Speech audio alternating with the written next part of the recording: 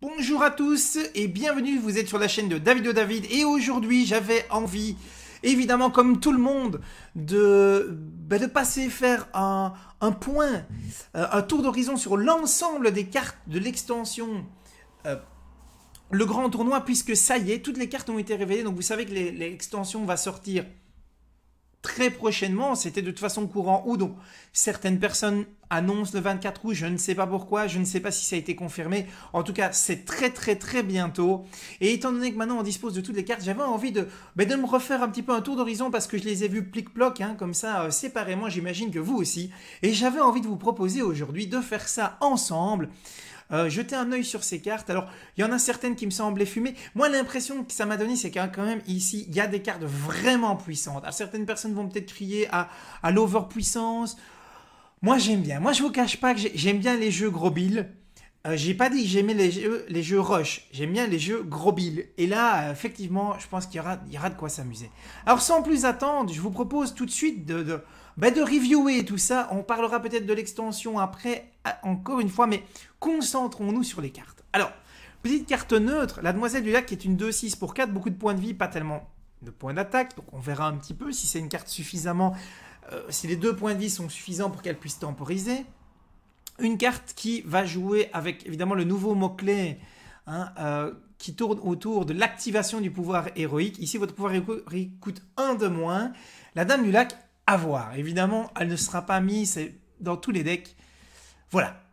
On va voir si ce sera intéressant ou pas. Alors, une carte mage, le Drake de Frimara, qui est une 6-6 pour 6, donc en soi, c'est pas mal, c'est une épique.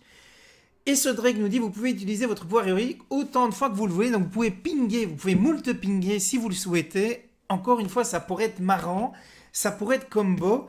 Disons que ce qui est sympathique aussi, c'est que c'est un dragon de plus. Alors, une petite hydratation parce que je pense qu'on est parti pour un bon moment. Carte suivante, le géant du givre. Alors, le géant du givre, moi, je vous avoue que pour le moment, j'y crois moyen, à part peut-être dans le démoniste. Et encore, je l'avais dit dans une précédente review, pour que la carte soit jouable, il faudrait qu'elle coûte 8. Donc, elle doit coûter moins 2. Donc, moins 2, moins 3 même, pour que ce soit vraiment rentable. Il faudrait qu'elle soit à moins 3, parce que 8 pour 7, là, ça deviendrait intéressant. Donc, il faut utiliser d'abord 3 fois le pouvoir héroïque. Donc, dans le démoniste, peut-être, mais je ne vois pas la carte dans tous les decks. Donc, à voir. À voir, effectivement, en fonction de l'utilisation et des classes. Une carte chasseur, le prêt à tirer, qui est une carte un peu funky, qui dit que chaque fois que vous lancez un sort pendant ce tour, ajoute une carte chasseur aléatoire de votre main. Donc, bon, c'est une carte qui prépare le terrain. Il faudra voir. Moi, voilà. Ce qui est certain, ça permettra de faire des beaux play for fun, des beaux lose for fun. Je ne sais pas si ce sera une carte qui sera réellement jouable en construit et de manière compétitive. Le Captain Céleste Crack, qui est une légendaire pirate, qui est une 4-6 charge. Pour 7, ça fait quand même cher. Alors, heureusement qu'elle a ses 6 points de vie, mais elle coûte 1 de moins pour chaque pirate allié. Alors, est-ce que c'est en jeu? Est-ce que c'est dans la main? Ça, on verra un petit peu. Si c'était les deux, j'imagine qu'elle pourrait clairement faire le boulot. Donc une carte pirate qui, pour moi, ici, a le mérite de... Voilà, on l'a vu d'ailleurs, vous le verrez dans le reste de l'extension, les pirates sont quand même remis un petit peu en avant aussi. Les dragons reviennent également. Alors une carte exaltation, on rappelle exaltation, c'est un effet qui proc, qui trigger quand vous activez votre pouvoir héroïque. Donc il faut faire son pouvoir héroïque. Alors ici, on a une carte qui est une 1-2 pour 1, qui gagne plus 1 d'attaque avec exaltation. Moi, je trouve ça un peu mou du genou pour les decks rapides, parce que ça veut dire qu'au mieux, vous faites tour 1, vous la jouez, tour 2, vous faites votre pouvoir, vous avez une 2-2. C'est quand même pas extraordinaire. Donc, le modeste écuyer, pour le moment, encore une fois, personnellement, je ne lui vois pas un énorme intérêt. Mais, peut-être. Le champion du Nexus, Sarad. Alors, c'est une légendaire qui coûte 5. Donc déjà, elle fait partie des légendaires qui coûtent pas trop cher. Elle est 4-5 pour 5. Donc, stat correct, on va dire. Alors, exaltation, donc utilisez votre pouvoir, ajoute un sort aléatoire dans votre main. Alors là, pareil, ça fait partie des cartes un peu funky.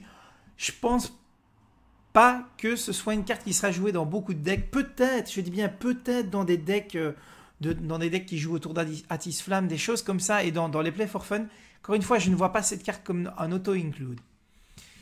Alors le chaman, vous avez pu voir que le chaman a été bien remis aussi en forme, hein. On l'a bien boosté, on l'a survitaminé. Il faut dire que le chaman était vraiment délaissé avec le voleur. Ce qui est certain, c'est que le chaman, il va avoir de quoi s'amuser. Ici, on a une carte qui est 3-4 pour 2 sur charge 1, golem totémique. C'est un totem, donc vous savez qu'il y a des cartes qui ont infinité totem. C'est juste énorme parce que ça permet de trade 1 à 2 cartes en early game. En aggro, c'est très fort aussi. Moi, j'ai l'impression que cette carte sera très forte. La chevaucheuse de Kodo, qui, elle, par contre, pourrait être une carte qui est sympa, mais en late game. Pourquoi? Parce que, pour si vous avez une carte qui vous dit que invoque un Kodo de guerre 3-5 quand vous jouez, vous utilisez votre pouvoir, donc pour 8, vous vous retrouveriez avec une 3-5 et une 3-5. Ça peut être très fort. Ça peut... En late game, c'est une carte qui vous remet un peu de pêche. Je la vois bien en druide, évidemment. Une carte qui pourrait clairement être intéressante. Alors, un secret mage qui dit que quand un serviteur allié meurt, invoque un serviteur aléatoire du même coup. C'est clairement... Donc l'effigie est clairement une carte qui voudrait se jouer avec des serviteurs de coût assez élevés, plutôt dans des contrôles un peu plus late, ou en tout cas une carte qu'il faudra garder dans sa main et qu'il faudra jouer avec des créatures un peu plus importantes. À voir, bien entendu, ça pourrait être sympa. Il faudra voir si en termes de tempo, l'adversaire ne peut pas trop facilement jouer autour. À voir. Le héros défunt, qui est encore une carte mage, qui est une 3-2 pour 2, donc carte plutôt agressive, qui dit que votre pouvoir héroïque inflige 1 point de dégâts supplémentaires. Donc ça, c'est fort. Maintenant, le héros défunt, avec ses 2 points de vie, à mon avis, ne va pas faire long feu. Il va se faire dézinguer. Une bonne carte, moi je trouve, encore une fois. Pour le moment, plutôt des bonnes cartes. Hein. Alors, on retourne chez les chamans. Chez les chamans, le Grave Totem Drainé qui nous dit 4-4 pour 4, donc déjà c'est pas mal, il n'y a pas de drawback, et Cri de guerre gagne +1 pour chaque totem allié. C'est énorme parce que cette carte à elle seule veut dire on peut encore moins qu'avant laisser des totems vivants, surtout que vous verrez qu'il y a des cartes qui permettent d'invoquer des totems, donc c'est juste très fort, c'est un très bon drop 4 et qui plus est sans drawback. Encore une carte chaman, le Roark totémique qui nous dit cri de guerre, invoque n'importe quel totem aléatoire. Donc je vous laisse imaginer, tour 3, vous jouez votre 3-2, coûte un petit peu cher, vous avez votre totem en plus, tour 4, éventuellement vous jouez la carte qu'on vient de voir. Bref, ça fait du board tout ça, et sans drawback. Alors encore une carte qui est sexy et qui se joue avec des totems, une 3-6 ici, donc c'est quand même ça en caisse. Le vaillant des pitons du tonnerre qui, en cas d'exaltation, donne +2 d'attaque au totem. Ce qui veut dire que cette carte doit mourir absolument tout de suite.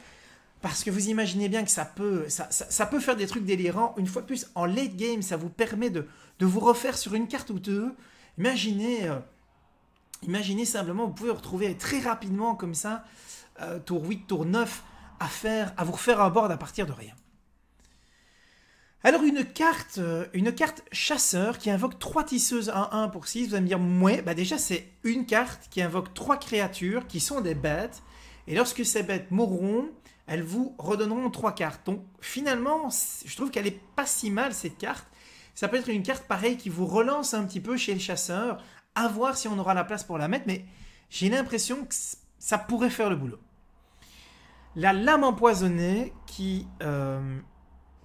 j'imagine est une carte voleur, qui est une 1-3 pour 4, et qui dit votre pouvoir héroïque donne à cette arme +1 d'attaque au lieu de la remplacer.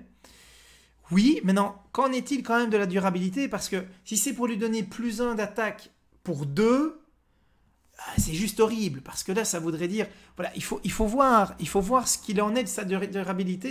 Je veux dire, c'est le seul intérêt qu'on pourrait imaginer à la carte.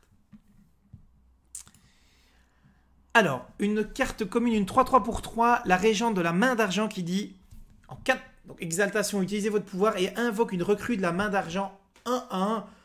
Bon là, évidemment, c'est une carte qui peut être très très sympa, mais encore une fois, il faut jouer son pouvoir. Donc, une carte qui ne se jouera probablement pas comme ça en drop 3, mais en tout cas, ça a l'air ça promet des choses sympathiques.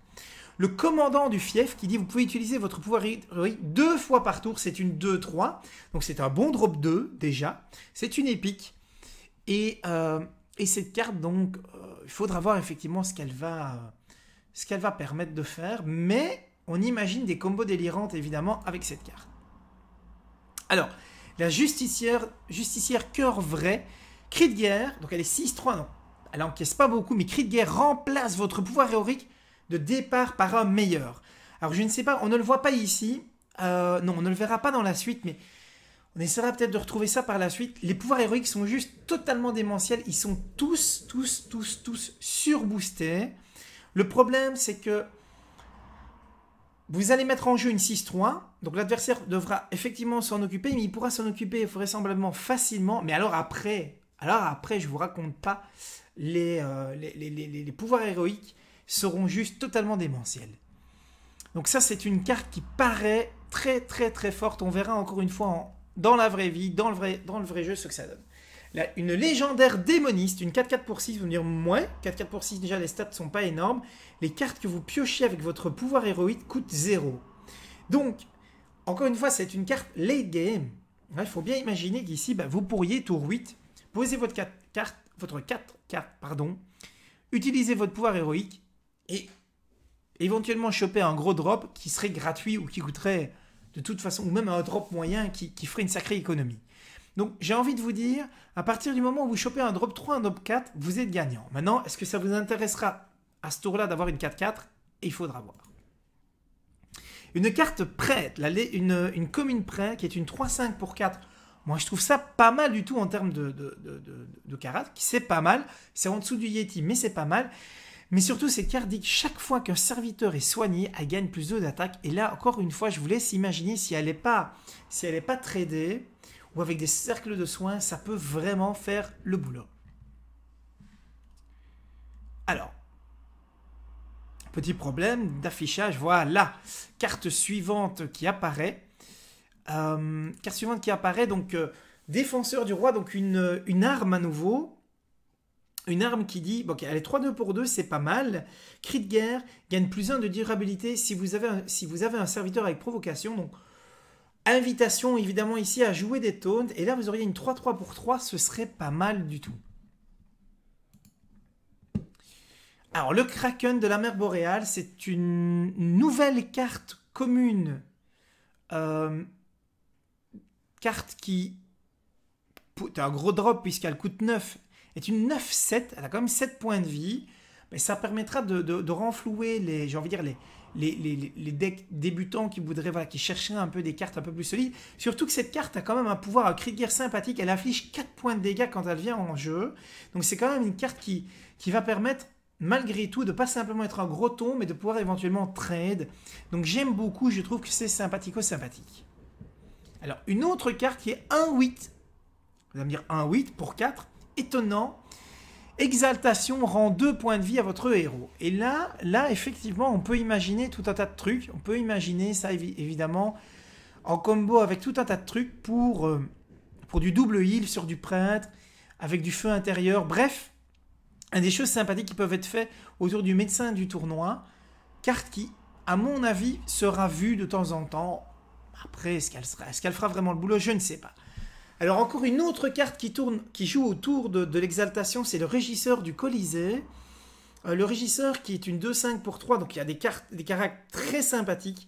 Exaltation renvoie ce serviteur dans votre main. Donc là par contre, vous n'aurez pas envie de le jouer, votre pouvoir, vous n'aurez pas envie d'utiliser votre pouvoir d'entrée de jeu. Donc c'est une carte qui a effectivement beaucoup de points de vie, mais qu'on ne verra sans doute pas facilement jouer non plus. J'attends de voir. Alors, ici, le Chevalier Mécanique est une 5-5 pour 5, qui est un nouveau mecha. Mecha, donc, qui vient renflouer les decks mecha. pas mal, j'ai envie de dire déjà 5-5 pour 5, mais surtout en cri de guerre, il donne +1/+1 à mecha allié, donc c'est clairement un bon mecha. C'est une carte qui non seulement en est un, mais qui en plus booste les autres, donc une grande affinité mecha. C'est sympathique, c'est une commune. Une carte droïde, une bête, donc on va voir que le droïde ici va essayer d'axer autour des bêtes. Pour le moment, soyons clairs, les decks druides bêtes, c'était bof bof. On va voir un peu ce que ça donne ici. Pour 4, vous avez une 5-4. C'est une carte plutôt agressive, évidemment. Exaltation donne +2 d'attaque avec votre héros pendant ce tour. Donc ça veut dire que c'est une carte, effectivement, le combattant sauvage qui va aider le héros, puisque pour si vous jouez une 5-4, vous pouvez faire votre pouvoir héroïque, et votre pouvoir héroïque, à ce moment-là, vous permet de cogner à 3. C'est pas mal, c'est une carte qu'il faudra gérer. À voir. Moi, je la trouve pas ridicule. J'attends de voir en vrai. Alors, encore une légendaire pour 3. Légendaire rapide, 3-4 pour 3. Donc des stats très sympas qui dit que chaque fois que vous ciblez ce serviteur avec un sort, gagne bouclier divin. Ça peut évidemment être très sympa aussi dans les classes qui voudront booster, qui voudront, en paladin, que sais-je. Il y aura moyen de faire des choses sympathiques. Lady's Play Sombre qui est aussi une 3-4 pour 3 et qui dit chaque fois que vous ciblez ce serviteur avec un sort, inflige 3 points de dégâts à un adversaire aléatoire. Là, pareil, il faudra voir un petit peu ce que ça va donner. Ce sont des légendaires sympathiques, ce sont des légendaires drop 3 qui ont des pouvoirs, qui peuvent faire le boulot, à condition qu'on y joue des petits sorts ou qu'on y joue des sorts tout court. En tout cas, il faudra les cibler. Donc j'imagine que certains decks pourraient tourner autour, notamment je pense au prêtre ici. Le jongleur de flammes, encore une carte commune qui est une 2-3 pour 3, donc c'est pas mal. Cri de guerre, inflige 1 point de dégâts à un serviteur aléatoire. Bon, faudra voir ce que ça peut faire comme boulot. Contre les decks aggro, ça peut venir aider. Ça peut venir aider. J'attends de voir ce que ça donnera aussi. Alors, un drop 3 qui est une 2-2 pour 3. Moi, j'ai envie de dire, les stats sont moyennes, mais camouflage et bouclier divin, ça, c'est très, très fort parce que ça veut dire que vous allez pouvoir le garder au chaud et le sortir quand vous souhaiterez pour faire un trade éventuellement dans lequel il ne mourra pas. C'est une carte qui peut donc être boostée. Bref, sympathique. Le guetteur d'argent. Guetteur d'argent 2-4 pour 2, c'est très, très, très fort a priori, sauf que ne peut pas attaquer. Donc, il se retrouve dans la catégorie... du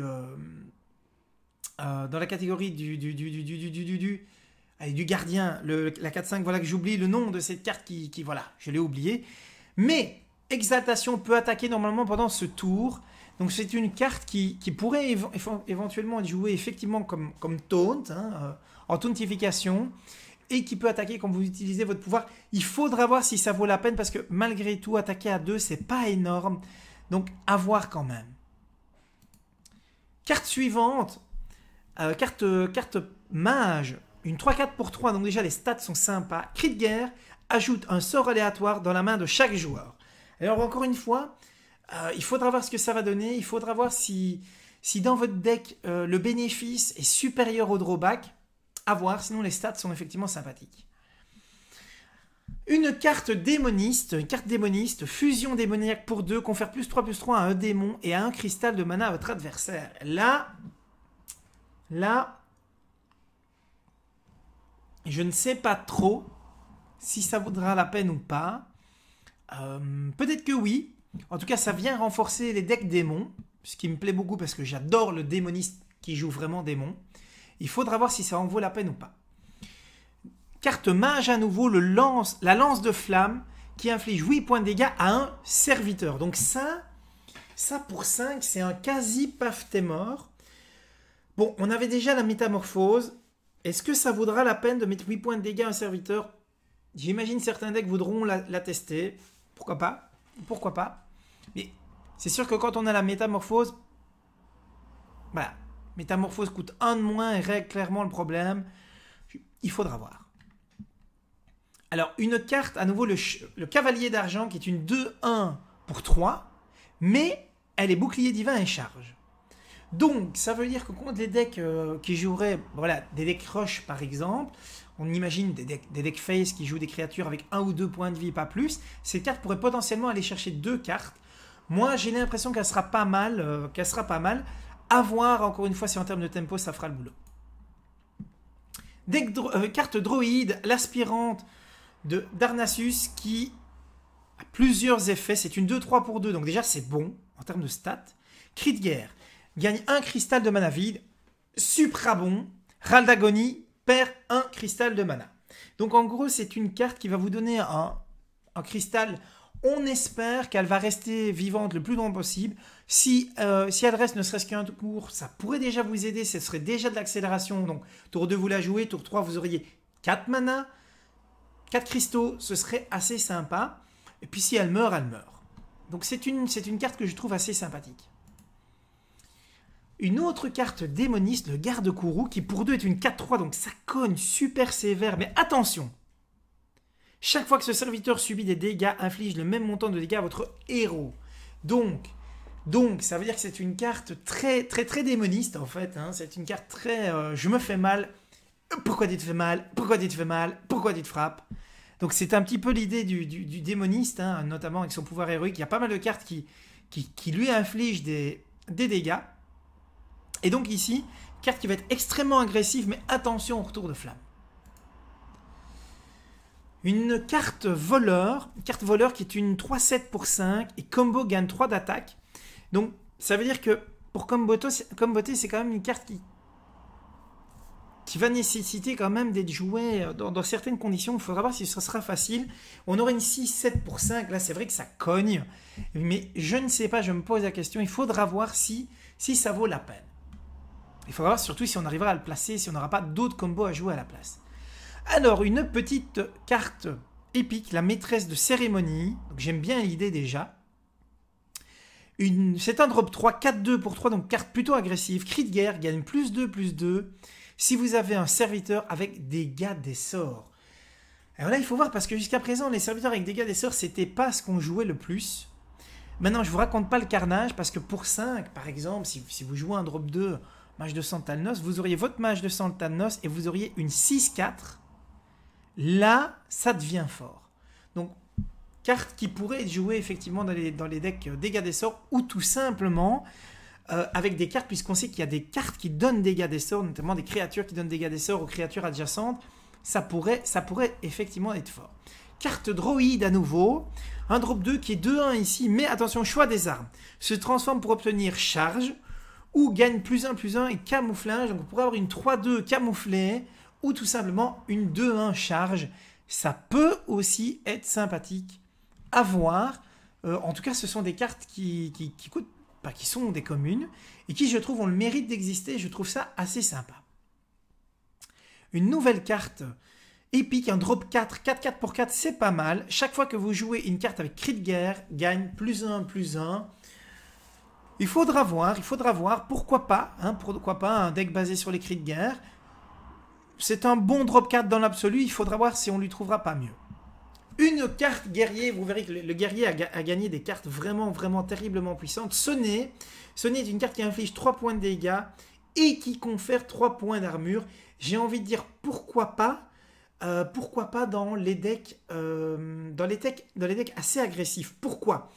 Parce qu'on se retrouve parfois dans les decks guerriers agressifs, donc les decks face guerriers, à être bloqués parce qu'on n'arrive pas à aller chercher un chouchou, parce qu'il faut passer un taunt. Ici, c'est une carte qui pourrait aider, notamment à finir, à mettre des points de dégâts à distance. Pourquoi pas? J'ai envie de dire, cette carte me plaît dans l'arsenal du guerrier.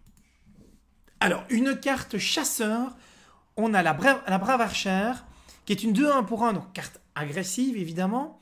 Drop 1, exaltation, inflige 2 points de dégâts au héros adverse si votre main est vide. Bon, ça veut dire quoi? Ça veut dire que si vous l'avez en début de game, c'est une carte agressive. Si vous l'avez en late game, vous mettez 4 points de dégâts avec votre pouvoir héroïque. Pas mal, pourquoi pas? Pourquoi pas? Autre carte ici, c'est une carte paladin légendaire, c'est Eadric le Pur. Eadric qui, sympa, le coup de la main surpuissante, qui est une 3-7. Alors vous allez me dire, oui, 7 points de vie, d'accord, 3 d'attaque, c'est quand même un peu... Mais attention, cri de guerre, l'attaque de tous les serviteurs adverses passe à 1. Donc Eadric le Pur, en gros, nous dit, je calme tout le monde. Moi j'aime assez bien ça, c'est un pacificateur généralisé. Moi, je trouve ça sympa. Il faudra voir si ça vaut la peine. Mais entre Eadric le Pur et Tyrion, je trouve ça pas mal du tout. En tout cas, je trouve ça nettement mieux que Bolzor. Carte chaman, le savoir ancestral. Vous piochez 2 cartes sur charge 2. Alors là, j'ai envie de vous dire fort. Très, très, très fort. Alors, il faudra gérer évidemment la surcharge. On sait qu'on a... On a la carte. Il faudrait que je retrouve sur la carte la lave, la carte qui. Voilà, j'oublie le nom de cette carte qui déverrouille, hein, qui est un blast qui déverrouille 2 de surcharge. En tout cas, savoir ancestral qui est pas mal, qui est une carte de pioche à elle seule. Pas mal éventuellement pour le late game. Encore une arme, la lance d'argent. Lance d'argent qui est une rare et qui dit cri de guerre, révèle un serviteur de chaque deck si le vôtre coûte plus, gagne plus 1 de durabilité. Donc ça, ce sont les joutes. Les joutes vont... En fait, la joute, ça va être un effet qui va proquer quand une carte va être mise en jeu, qui éventuellement va vous permettre d'avoir un bonus. Ici, par exemple, si le serviteur qui est révélé de votre côté coûte plus cher, ben vous gagnez une durabilité, vous avez une 2-3 pour 2. Pourquoi pas? Pourquoi pas, encore une fois? Alors, le cheval de guerre cuirassé est une 5-3 pour 4. C'est une carte agressive qui, en cri de guerre, dit révèle un serviteur de chaque deck. Si le vôtre coûte plus, elle a charge. Sympathique. Et s'il en est, il faudra voir évidemment. Alors, clairement, la carte est une carte qui se jouera dans des decks agressifs avec des cartes qui cognent fort, mais qui meurent relativement vite. Si en plus elle a charge, ça peut être fort. On en parlera un petit peu parce que effectivement, à travers ces nouvelles cartes, on va voir qu'il y a pas mal de cartes qui sont sorties et qui ont un ratio point d'attaque, point de vie par rapport à leur coût, plutôt basé sur l'attaque assez agressive. Et effectivement, il faudrait voir si ces cartes ne font pas le boulot. Elles mourront peut-être plus vite sur des zones, mais elles pourraient faire le boulot beaucoup plus vite aussi. Donc, à voir si cette carte ne pourrait pas rentrer dans ce type de deck. Carte guerrière, renforcement, qui est une commune, confère +2/+2 à vos serviteurs avec provocation. Alors, on dit bien à vos serviteurs avec provocation. Ça peut être sympa. Hydratation, donc ça peut être sympa. Il faudra voir encore une fois si cette carte a sa place, dans quel type de deck elle a sa place. Encore une fois, j'aime bien parce que c'est une carte qui aura le mérite d'exister. Larcin, carte voleur. Donc déjà, rien que le nom est sympa. Pour 3, ajoute 2 cartes de la classe aléatoire. Ajoute 2 cartes de classe aléatoire dans votre main, de la classe de votre adversaire. Donc, j'ai envie de vous dire, ça fait, si je ne me trompe pas, l'effet Néfarian pour 3. C'est un petit côté vol de l'esprit, mais peut-être encore plus random, puisque ici, c'est même pas des cartes jouées par votre adversaire, donc vous pouvez vraiment tomber sur tout. La jouteuse, qui est une carte, qui est un drop 1, une 1-2 pour 1, cri de guerre, révèle un serviteur de chaque deck, si le vôtre coûte plus, gagne +1/+1. Donc encore une fois, une jouteuse. Et là, vous pourriez avoir une 2-3 pour 1, ça pourrait être sympathique. Une 1-2 pour 1, c'est un peu mou du genou, puisque ça meurt sur presque tout. À part aller manger du token, ça fait pas grand-chose. 2-3, c'est déjà beaucoup mieux. Alors, Gormok l'Empaleur, qui lui est une carte légendaire pour 4, une 4-4 pour 4, cri de guerre, inflige 4 points de dégâts si vous avez au moins 4 autres serviteurs. Bon, hein? Voilà, ça par contre, cri de guerre inflige 4 points de dégâts si vous avez au moins 4 autres serviteurs. Si vous avez 4 autres serviteurs, j'imagine, sur le board. Et là, du coup, ça peut être bien dans certains decks aggro, mais il faut les avoir. J'ai envie de dire, si vous avez déjà 4 autres serviteurs, c'est presque GG. Donc, à moins de le jouer dans un paladin token, ouais, faudra voir. Valdir blessé, qui est une 2-4 pour 1, cri de guerre, inflige 3 points de dégâts à ce serviteur. Donc, c'est une carte qui sera 2-1 quand elle entre en jeu. C'est un petit peu c'est la même idée que le maître lame blessé, c'est-à-dire qu'un cercle de soins ici peut vraiment être délirant. Carte qu'on pourrait imaginer effectivement dans les cartes qui soignent bien du type prêtre. Le maître jouteur qui est une 5-6 pour 6, carac passable moins, cri de guerre, révèle un serviteur de chaque deck si le vôtre coûte plus, gagne provocation bouclier divin. Et là par contre, une 5-6 taunt bouclier divin, vous allez me dire c'est bien, Oui, parce que ça devient plus fort que le Sunwalker, hein, qui lui est 4-5. Maintenant, l'avantage du Sunwalker, c'est que c'est d'office. Donc c'est une carte qui, encore une fois, si vous la jouez pour ces 5-6, ça va. Il faudra voir, il y aura une petite prise de risque. Elle peut devenir géniale, sinon elle peut être moyenne. Le champion de Mukla, qui est une 4-3 pour 5, qui est une bête. Exaltation donne +1 +1 à vos autres serviteurs. Et ça c'est fort. C'est fort parce que pour 7, vous posez une 4-3, vous boostez vos créatures, vos serviteurs, quels qu'ils soient, ça peut éventuellement être fort. Voilà, il faudra voir si c'est pas trop laid, mais ça pourrait être sympa. Une légendaire, le chevalier squelette. Le chevalier, non pas d'Athéna, mais le chevalier squelette, qui est une 7-4 pour 6. Alors, bon, déjà, les stats, c'est pas bien, parce que 7, ça cogne, mais ça meurt à la chasse au gros gibier, et 4 points de vie, ça meurt vite. Mais, regardons son râle d'agonie, révèle un serviteur de chaque deck, si le vôtre coûte plus, renvoie le chevalier de votre main, donc il pourrait être rejouable. Voilà, il pourrait. Moi, j'ai envie de dire, mouais. Une carte paladin, le jouteur Rohart, qui, en 5-5 pour 5, c'est pas mal, cri de guerre, révèle un serviteur de chaque deck, si le vôtre coûte plus, rend 7 points de vie à votre héros. Carte sympa, encore une fois, qui peut éventuellement vous soigner. Alors, est-ce qu'on aimera? Est-ce que la joute va être quelque chose qui va être facilement contrôlable? Il faut voir. Vous avez quand même une 5-5, mais sans ça, elle ne fait rien d'autre. Alors, je préfère effectivement mettre d'autres drop 5 probablement. Alors, Anubakar, qui est la légendaire voleur, 8-4. Alors, 8, c'est bien, mais voilà. 4, c'est pas bien du tout. Râle d'agonie le renvoie dans votre main et invoque un Nérubien 4-4.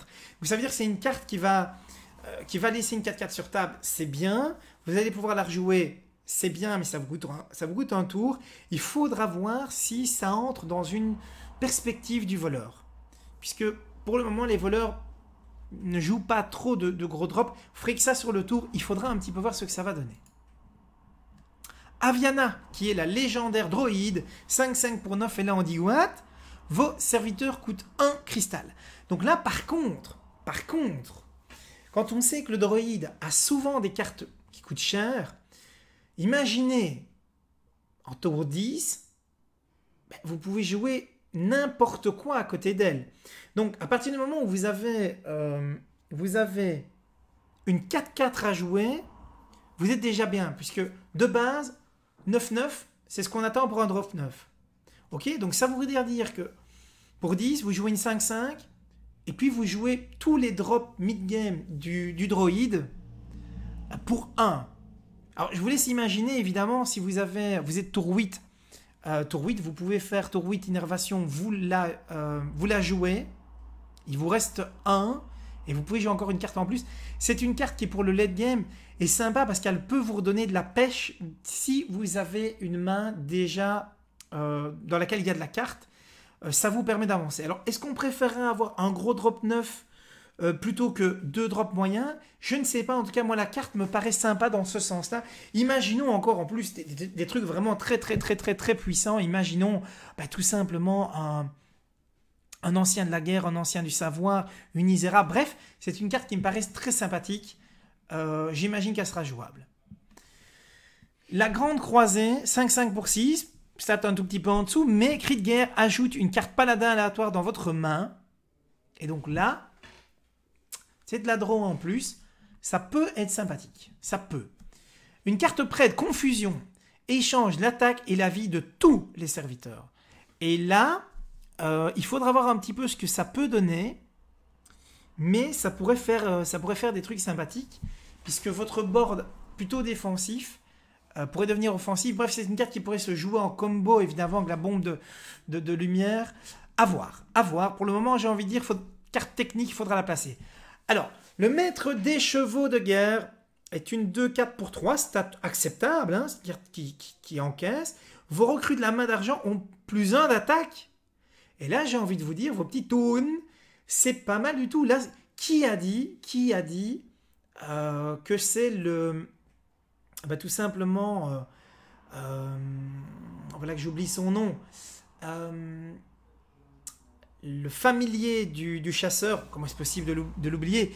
Bref, très très très bonne carte évidemment qui pourra se jouer dans les decks agressifs ou bien dans les decks contrôle aussi. Hein, ça pourrait se jouer aussi dans les decks contrôle. Bref, une carte que j'aime beaucoup. Soin rapide, rend 5 points de vie à qui on veut.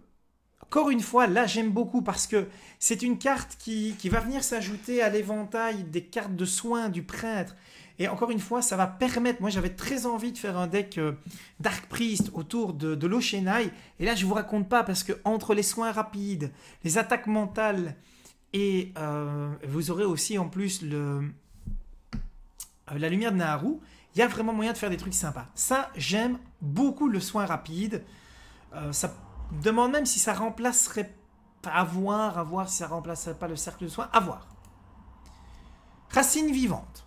Racine vivante qui est une carte qui donne, qui est une carte j'imagine droïde, qui donne choix des armes, inflige 2 points de dégâts ou invoque 2 arbrisseaux 1-1. Pour 1, inflige 2 points de dégâts ou invoque 2 arbrisseaux. Moi j'aime bien, j'aime beaucoup cette carte-là. C'est une carte qui va permettre de faire des choses. Encore une fois, carte qui peut un petit peu tempo, ou une carte tout simplement qui peut permettre de flouder un petit peu le board dans des decks druid token, ça pourrait être sympa. Le point de Jaraxxus. Le point de Jaraxxus, carte démoniste qui coûte 4, pardon, c'est pas donné. Quand vous jouez ou que vous vous défaussez de cette carte, inflige 4 points de dégâts à un adversaire aléatoire. J'aime pas. Voilà, j'aime pas parce que faire 4 dégâts pour 4, c'est quand même cher. Si vous vous en défaussez, oui, mais a priori, j'ai pas trop envie de me défausser et c'est aléatoire, donc non. J'aurais envie de vous dire non, absolument non. Quand je peux faire 3 dégâts pour 2, là non, juste non. Voilà, non. Voilà, non.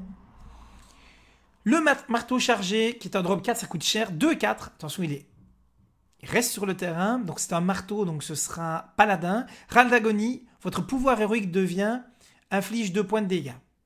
J'imagine qu'il est paladin, inflige 2 points de dégâts, ce serait fort. Maintenant, voir un petit peu chez qui il est à jouer. Avec ce sigle-là, marteau, non, ça pourrait être chaman en fait. Ça pourrait être chaman. Donc, oui, là, ce serait supra fort. Marteau chargé, ce serait super fort. De toute façon, ça, c'est fort. Attendez, je vais le relire pour être sûr de ne pas dire de bêtises, tellement je pense que c'est fort.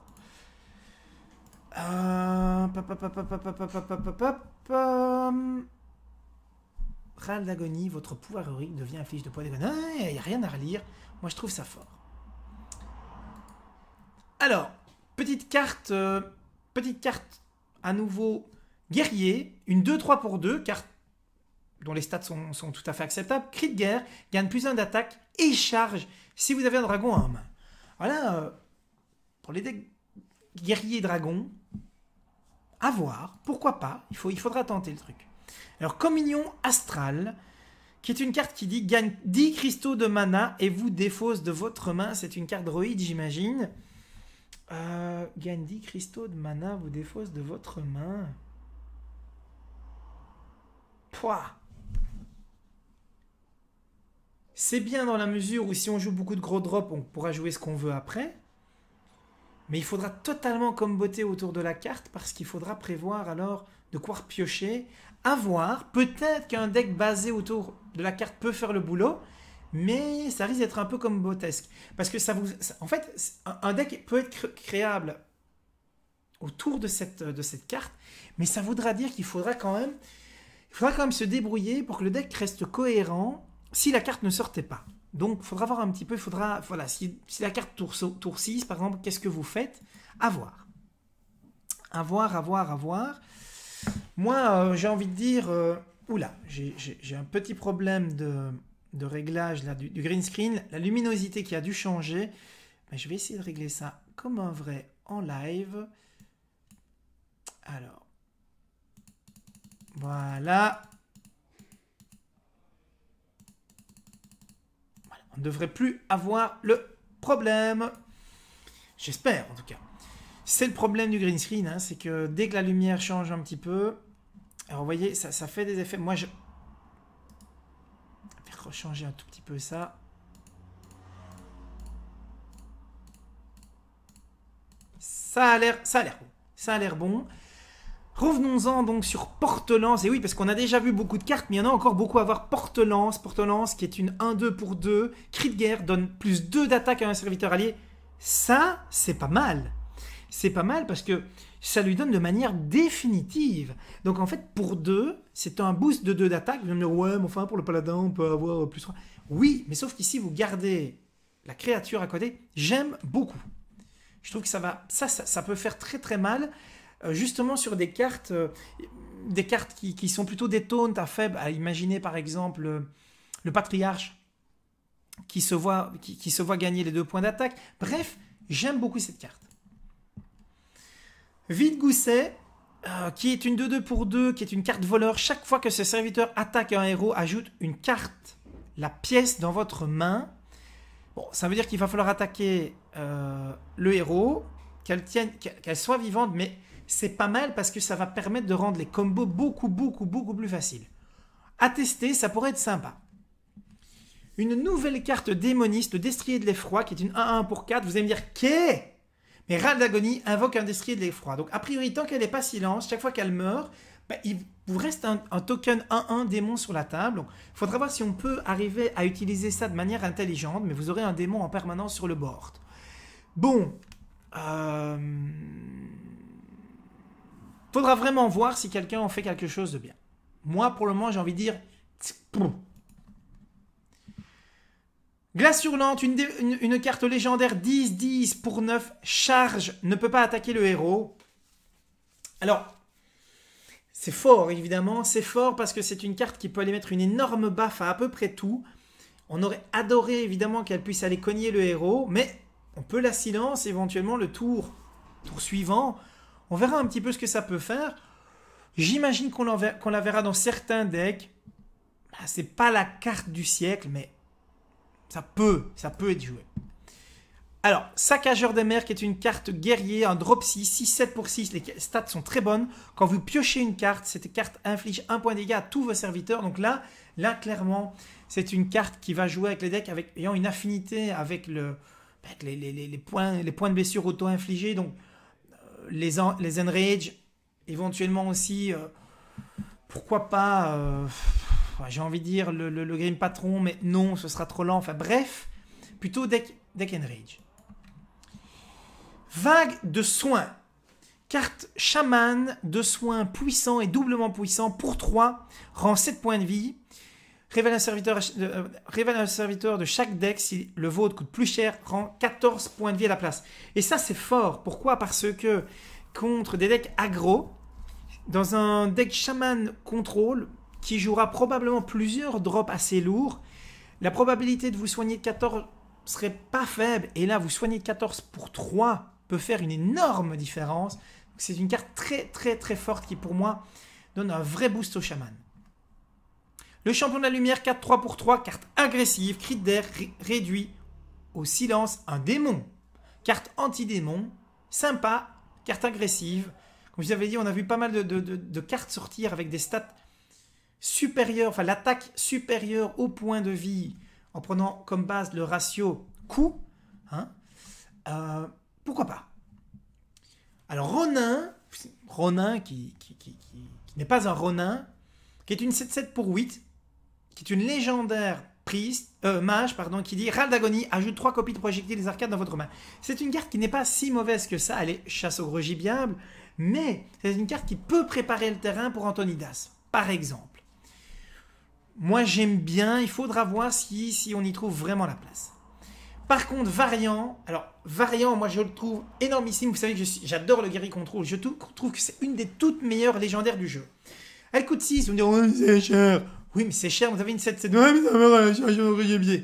Oui, mais cette carte en gris de guerre, vous piochez 3 cartes. Donc rien que ça, une 7-7 et piocher 3 cartes pour 10, c'est déjà énorme, puisque piocher 3 cartes, ça coûte 2 ou 3. Et une 7-7, ça coûte 7.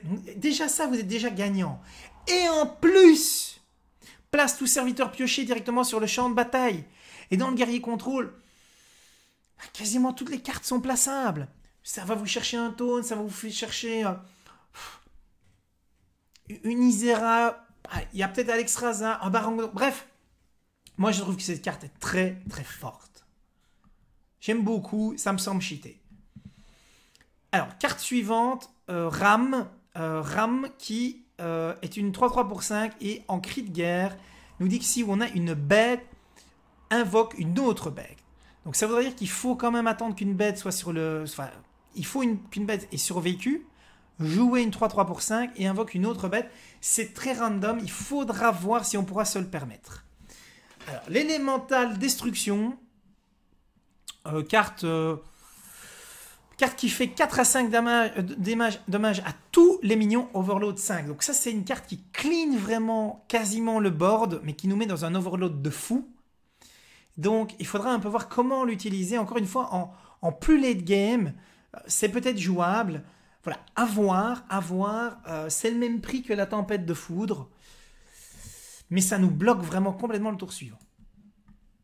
C'était l'Orion de lave. Voilà, tout à l'heure, je ne revenais pas sur la carte. C'est l'Orion de lave qui est la carte, effectivement, qui débloque les deux de mana. Alors, carte suivante, légendaire, 3-9 pour 6. Beaucoup de points de vie, très peu d'attaque. Carte qui dit, Bolf, qui nous dit, quand votre héros prend des dommages, cette créature les prend à la place. Donc en fait, cette créature va absorber les dégâts pour votre héros. Et je trouve ça pas mal du tout comme carte tempo contre l'aggro. Surtout si vous avez la possibilité éventuellement de le soigner ou tout simplement de le rendre intéressant autrement sur le board. Alors, le Buccaneer, donc Boucanier en français, j'imagine, qui est une 2-1 pour 1, qui est un pirate, et qui dit que chaque fois que vous équipez d'une arme, gagne plus 1 d'attaque. Ça peut être sympa, c'est un pirate en plus, un pirate drop 1, j'aime bien.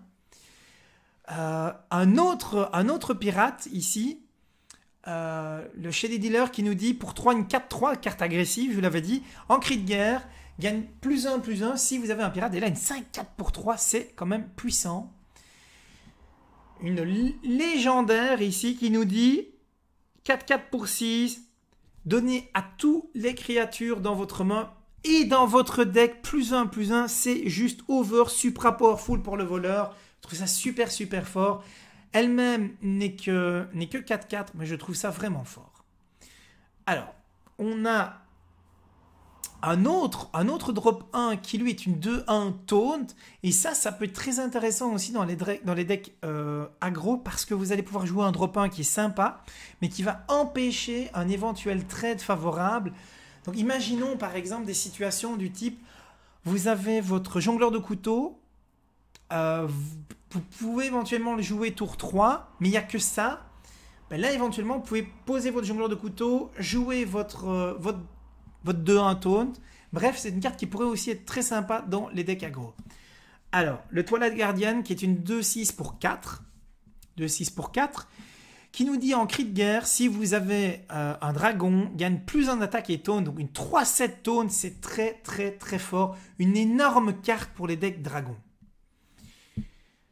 Pour 2, une 3-2. Le Bonguard Lieutenant qui nous dit Inspire, gagne plus 1 de points de vie. Donc pour avoir une 3-3 pour 2, si on utilise son pouvoir, il faudra voir. Bon, de base, c'est une 3-2, donc c'est une carte agressive. Il faudra voir si on ne lui trouve pas mieux. Une carte guerrier, 3-2 pour 2, carte plutôt agressive, qui est taunt. Et ça, c'est très fort. En cri de guerre, donne taunt à une autre créature. Ça, c'est très, très, très, très fort. Parce que ça vous permet, par exemple, d'aller donner taunt à... par exemple à une vierge, hein, donc d'aller donner taunt à un de vos gros drops. Bref, carte très très très sympathique qui, je l'imagine, une carte que j'imagine on verra jouer. Alors Chilmo qui est une légendaire 6-6 pour 7, j'aime bien les stats parce que ça ne meurt pas au charge du gribier, et qui dit taunt, pas mal, 6-6 Taunt pour 7, c'est excellent. C'est un dragon, c'est magnifique. Je vous l'avais dit tout à l'heure, affinité avec les decks dragons. Si vous donnez un dragon, mais 3 dommages à toutes les créatures, ça peut clairement vous sauver les miches dans certaines situations. J'aime beaucoup. Alors, le Gvaldir Rider, qui est une 4-4 pour 5 et qui en Inspire vous donne +2/+2. Donc là, en gros, vous auriez une 6-6 pour 7. Si vous utilisez votre pouvoir, pourquoi pas, à voir ce que ça donnera. Le Shadowfen, qui était une carte qui était très très très forte à WoTCG. Je ne sais pas si vous vous souvenez du... Voilà, ceux qui ont joué au WoTCG, cette carte était juste énormissime. Là, c'est une 3-3 pour 3 qui dit que chaque fois que vous piochez une carte, réduit son coût de 1. Donc, effectivement, c'est une carte qui pourrait venir pour pas cher, mais comme c'est déjà une carte qui vient rapidement, ce qui est génial, c'est de l'avoir en première main, en main de départ, parce qu'à ce moment-là, ça pourrait être votre drop 2, tout simplement. Une autre carte prêtre, le Spawn of Shadows, qui nous dit 5-4 pour 4, donc carte stat solide et agressive. Inspire, donc en cas d'utilisation du pouvoir, inflige 4 points de dégâts à chaque héros. Ça veut dire qu'éventuellement, vous pouvez vous soigner, prendre 4 dégâts derrière et mettre 4 dégâts à l'adversaire. Ça, encore une fois, on imagine des combos pour des prêtres, des Dark Priests ici, assez sympathiques. Carte mage, l'Arcane Blast qui dit, vous mettez 2 points de dégâts et 1 minion à une créature.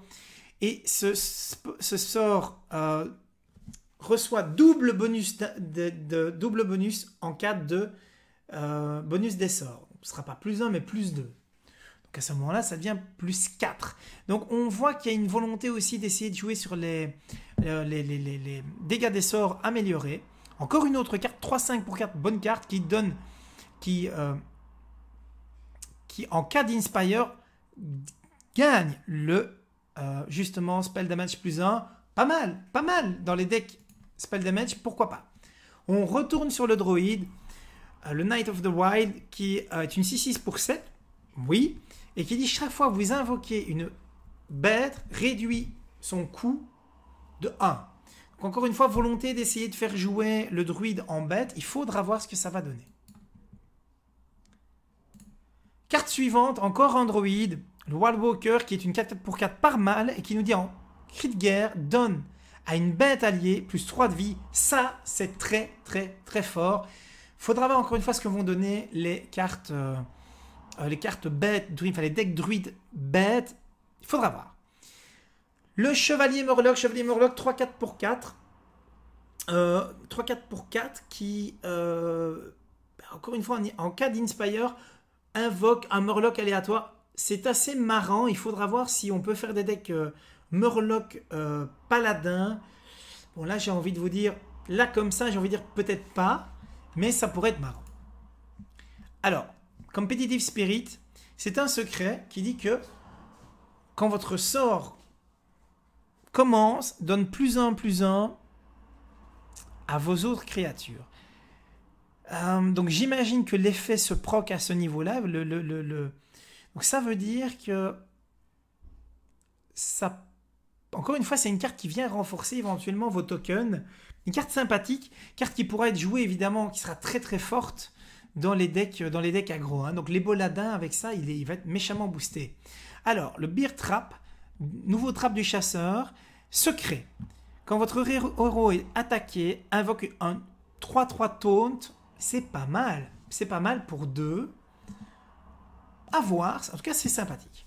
Le Saboteur, qui est une carte 4-3 pour 3, carte agressive s'il en est. Alors, cri de guerre. Le pouvoir héroïque de votre adversaire coûte 5 de plus le tour prochain. Donc, autant dire que le pouvoir héroïque, ça n'a quasiment pas joué. Donc, c'est un bloqueur. Le Saboteur est un bloqueur de pouvoir héroïque. Carte tech. Alors, le Recruteur, qui est une 5-4 pour 5. Ok. Et Inspire ajoute une 2-2 dans votre main. Ok.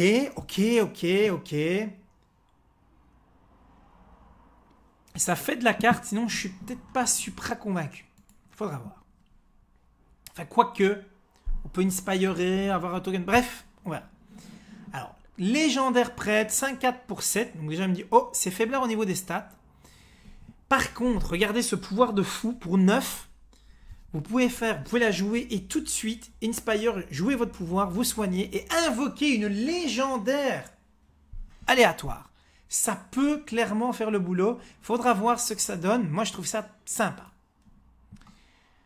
Alors, le Jormungandr capturé, 5-9 pour 7, beaucoup de points de vie. C'est une bête.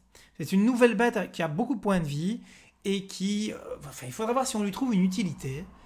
Voilà, moi, a priori, voilà, il faudra faire un deck spécifique parce que de base, on a quand même des drop 7 qui sont plus intéressants. Nouveau drop 3, commune, qui est une carte qui, en cas d'Inspire, gagne Furie des Vents ce tour-ci. Donc le Dragon Hawk Rider, il faudra quand même s'en occuper parce que dans des decks agressifs du type, par exemple, chasseur, vous la posez, faites votre pouvoir... Et vous allez mettre 6 dégâts supplémentaires éventuellement. Ce sera une carte qui pourrait vraiment être forte. Carte chasseur supplémentaire, une 3-2 pour 2, carte agressive, qui nous dit Battle Cry, donc en cri de guerre, on révèle donc, une carte de chaque deck, une créature de chaque deck. Si la vôtre est à un coût supérieur, vous la piochez tout simplement. Il faudra voir si cette carte est jouable, parce que j'ai quand même l'impression que des chasseurs qui auront des cartes raisonnablement plus élevées, en tout cas plus souvent, ce sera peut-être pas tout le temps. Je ne suis pas sûr que cet effet-ci, que cette joute-ci va être souvent gagnée. Une autre carte guerrier, 5-3 pour 4, carte agressive encore une fois s'il en est. Alors, carte sympathique qui dit qu'il blesse également les créatures qui sont à côté de celles qu'elle attaque. Donc ça, c'est une carte qui a un effet similaire à la légendaire dont j'ai oublié le nom. Moi, ça me semble pas mal du tout parce que c'est une carte qui, si elle n'est pas tradée, peut à elle seule quasiment vous cleaner un board. Donc, c'est une carte qui va évidemment attirer les foudres de l'adversaire. Il faudra voir si elle sera jouable dans le sens où il faudra voir si elle tient le coup. Le Pit Fighter, 5-6 pour 5. C'est le grand frère du Yeti, hein. Donc c'est une carte qui, par ses stats, est très forte. Donc c'est le drop 5 qui se trouve entre le Yeti et l'ogre, tout simplement. Bonne carte à mon avis en arène aussi. Voilà, carte qui a des bonnes stats, carte commune, carte qu'on pourra mettre dans les decks débutants.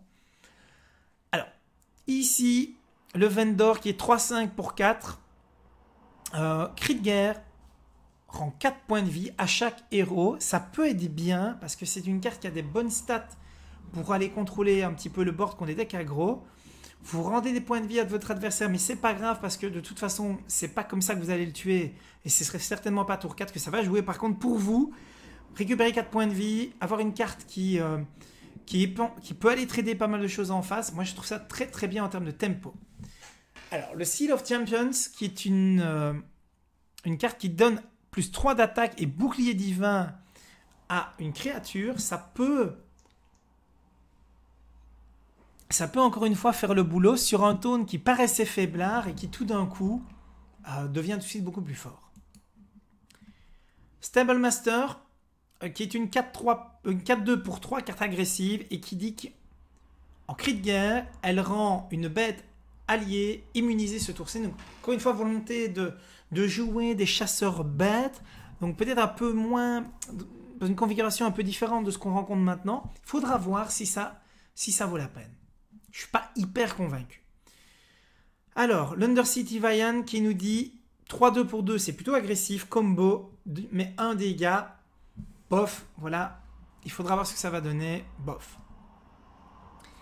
Le Sideshow Spell Eater qui est une 6-5 pour 6 et qui en cri de guerre nous dit copie le pouvoir du héros adverse. Alors là, ça peut être sympa. Il y a peut-être des classes qui auront envie de le jouer. Je ne sais pas, peut-être en prêtre. Bref, ça peut être sympa. Ça peut être, voilà, c'est un petit peu... c'est un petit peu tech. Il faudra voir ce que ça fera cette carte. Pourquoi pas, en tout cas, c'est une carte qui a le mérite d'exister. Ça étend le champ du possible. À drop 3-2, droit pour 3, le fencing coach qui en cri de guerre nous dit la prochaine fois que vous utilisez votre pouvoir héroïque, coûte 2 de moins. Et là, ça peut être sympa. Ça peut être sympa parce que on peut imaginer, par exemple, tour 3, vous recevez une 2-2, vous pinguez. Tour 3, vous recevez, vous placez une 2-2, vous piochez. Bref, c'est une carte qui peut être sympa. Comme verte, qui est une carte qui dit placez une copie d'une créature ennemie dans votre main. Donc ça veut dire qu'on va copier, qu'on va se dupliquer pour 2 une créature ennemie dans notre main. Ça peut être sympa sur les cartes mid et late game, ça peut être pas mal du tout. Carte que j'aime bien, évidemment. Il faudra voir encore une fois dans la vraie vie ce que ça va donner, puisque ça ne règle pas le problème. Mais moi, je l'ai trouvé sympa. Enter the Coliseum, qui dit, pour 6, Destroy all minions. Donc, détruisez toutes les créatures, à l'exception de celles qui ont les plus hauts niveaux d'attaque pour chaque héros. Donc, ça veut dire qu'on tue tout, sauf les 2 cartes les plus fortes sur chaque terrain. À voir, ça peut être vu aussi comme une baston si on n'a rien sur le jeu, mais on y laisserait la carte qui cogne le plus fort. À voir. Alors, Frigid Snowball, qui est une 2-6 pour 4 et qui est spell damage plus 1, on l'avait dit, donc volonté de jouer avec des spell damage. Oui, pourquoi pas. Moi, évidemment, voilà, dans un deck spell damage, parce que sinon, c'est pas extraordinaire. Alors, le Mogor's Champions, qui est comme Mogor, est un peu dans la même idée, 8-5 pour 6, carte extrêmement agressive. Vous avez dit, il y aura peut-être moyen de créer des decks justement avec des cartes qui cognent juste très très fort, mais qui, quand elles vous touchent, vous font très mal. 8-5 pour 6, mais 50% de chance d'attaquer le mauvais ennemi. Alors ici, une carte droïde qui nous dit, Mulch qui nous dit, détruisez un minion, une créature, et ajouter un random minion dans la main de votre adversaire. Et là, il y a quand même un drawback dont il faudra voir. Ça peut éventuellement nous sauver dans des situations très difficiles, mais c'est pas un Pathtemor extraordinaire non plus. Hein. Il y avait déjà pour 6 une carte qui permettait de remonter une créature adverse, mais encore une fois, c'est pas extraordinaire, ça vaut pas un vrai Pathtemor. Carte chasseur, le Power Shot, qui dit pour 3, inflige 2 dégâts à une créature et celle à côté. Donc oui, on avait déjà une carte qui mettait 3 dégâts à 2 créatures. Il faut voir. Moi, je suis pas super convaincu. Un nouveau mode puissance gloire, qui ici nous dit choisissez créature. Chaque fois qu'elle attaque, elle soigne votre héros de 4.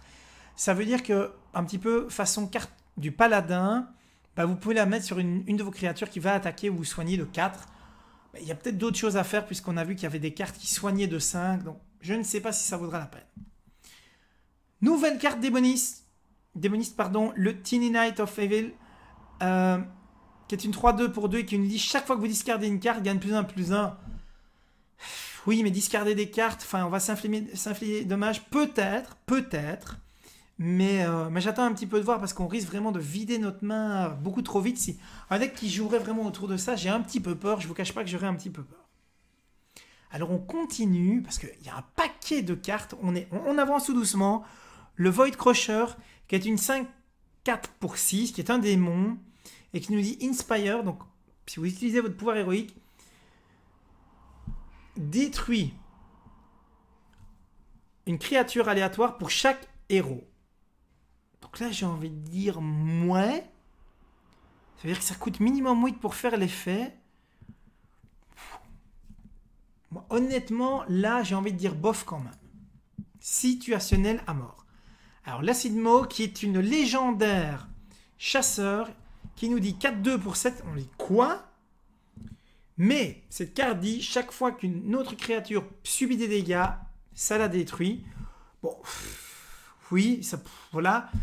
Oui, c'est vrai que ça peut cleaner un board, à lâcher les chiens, nous cleaner un board complètement, mais, on verra si on a quand même pas mieux. Je suis pas convaincu. Alors, Beneath the Ground qui nous dit, pour 3, Ça peut être fort. Donc Shuffle va mettre dans votre deck 3 embouches.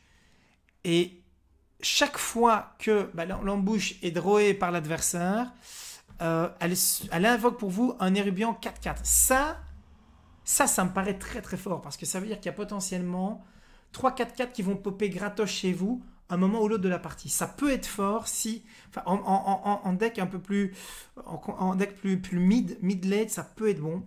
Alors une légendaire chasseur 4-2 pour 3, carte rapide, Dreadscale qui dit, à la fin de votre tour, inflige 1 point de dégâts à toutes les autres créatures.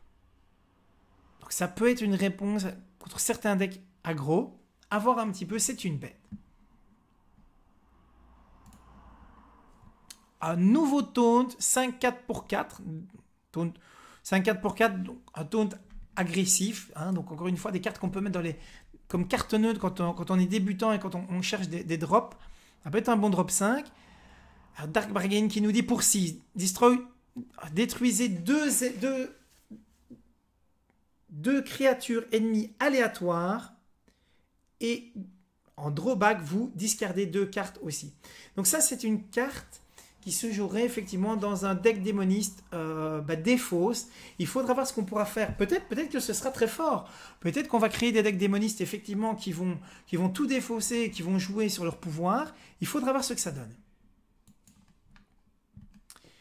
Alors, un autre démon commun, 6-8 pour 7. Les stats sont très bonnes. Très très bonnes. Donc, un drop 7 démon. Voilà. Encore une fois, c'est une carte qui, quand on n'a pas mieux, pourrait se mettre dans les decks démons. Alors, l'Ace Rager qui est 5-2 pour 3. C'est une carte extrêmement agressive. Elle a au moins 2 points de vie. Encore une fois, ça pourra se jouer dans des decks avec des créatures qui cognent très fort, mais qui encaissent peut-être peu. Donc, à voir, pourquoi pas. Et je vois qu'on avance, il ne reste plus que 4 cartes. Ici, une épique paladin, 6-6 pour ici, c'est bien. Et qui dit, vous mettez vous mettez une copie de chacun de vos secrets, put one of each secret from your deck, des secrets qui sont dans votre deck, sur l'aire de jeu. Donc, mets en jeu une copie de chacun de vos secrets. Ça, c'est quand même très, très, très, très fort si vous jouez des secrets, si vous voulez jouer autour des secrets, parce qu'en plus, vous avez une 6-6. C'est énorme parce que ça va vous les chercher. Alors, une carte guerrier, l'Ogrimmar aspirant, qui est 3-3 pour 3, et qui, en cas d'utilisation du pouvoir Inspire, qui donne plus 1 à l'attaque de votre arme si vous utilisez votre pouvoir héroïque.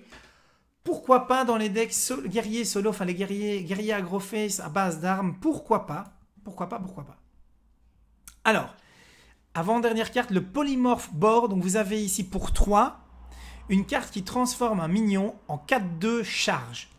Et donc ici, évidemment, c'est une carte qui pourrait être tradée, qui pourrait remplacer une grosse créature adverse, et donc pourrait la remplacer par une carte qui mourrait sur 2 points de vie. Donc par exemple, vous avez Isera en face, vous préférerez éventuellement, sans doute, avoir une 4-2 en face, bien entendu, mais ça permet aussi de recycler éventuellement de vos créatures en 4-2 charge et de surprendre.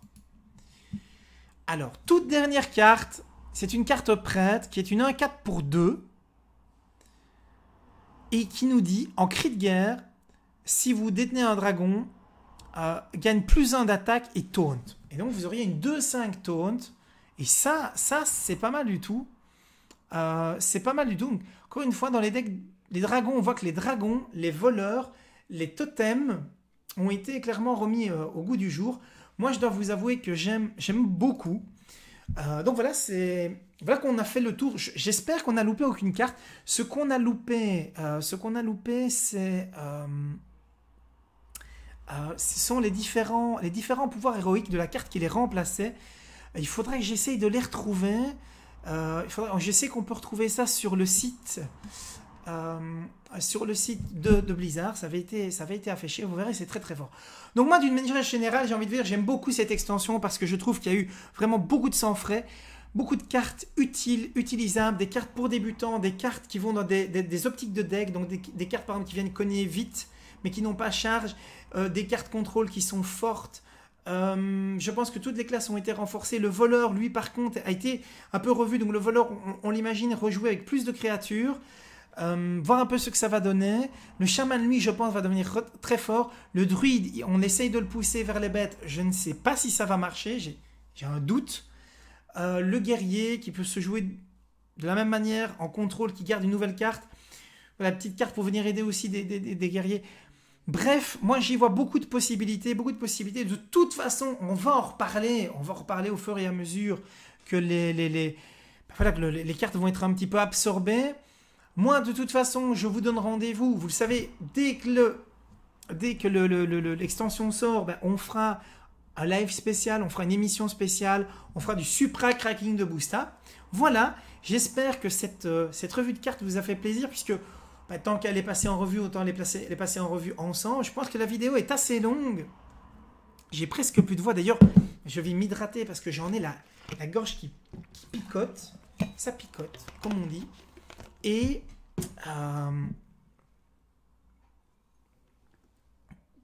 hydratation totalement nécessaire. Et sur ce, voilà, j'ai envie de vous dire, n'hésitez pas à commenter, n'hésitez pas à me dire si le green screen vous a plu. C'est moi qui l'ai fait tout seul. C'est de la technologie pseudo-maîtrisée par Dev. Donc dites-moi ce que vous avez pensé de cette extension, si comme moi, in fine, vous trouvez qu'elle est bien. Dites-moi un petit peu ce que vous imaginez jouer. Voilà. N'hésitez pas à vous abonner si ce n'est pas déjà fait. N'hésitez pas à mettre un pouce-up sur la vidéo puisque ça donnera beaucoup de visibilité à la chaîne et évidemment ça me ferait très très très plaisir. Moi de toute façon je vous retrouve demain ou presque, si c'est pas demain c'est très bientôt pour du contenu essentiellement Hearthstone mais pas seulement puisque vous savez qu'il y a aussi les hors-sujets, il y a les invités etc. N'hésitez pas non plus à nous rejoindre les lundis soirs 19h 21h sur la chaîne Nvidia France pour les lives. Le plus souvent avec Laurent, mais de toute façon avec des invités. Et sur ce, je vous souhaite à tous une excellente journée, une excellente analyse de cartes, et je vous dis à très bientôt. Là, j'ai envie de vous dire, vos petits tones, c'est pas mal du tout. Là, qui a dit que c'est le... tout simplement... voilà que j'oublie son nom. Le familier du chasseur, comment est-ce possible de l'oublier? Bref, très très très bonne carte évidemment qui pourra se jouer dans les decks agressifs ou bien dans les decks contrôle aussi. Hein, ça pourrait se jouer aussi dans les decks contrôle. Bref, une carte que j'aime beaucoup. Soin rapide, rend 5 points de vie à qui on veut.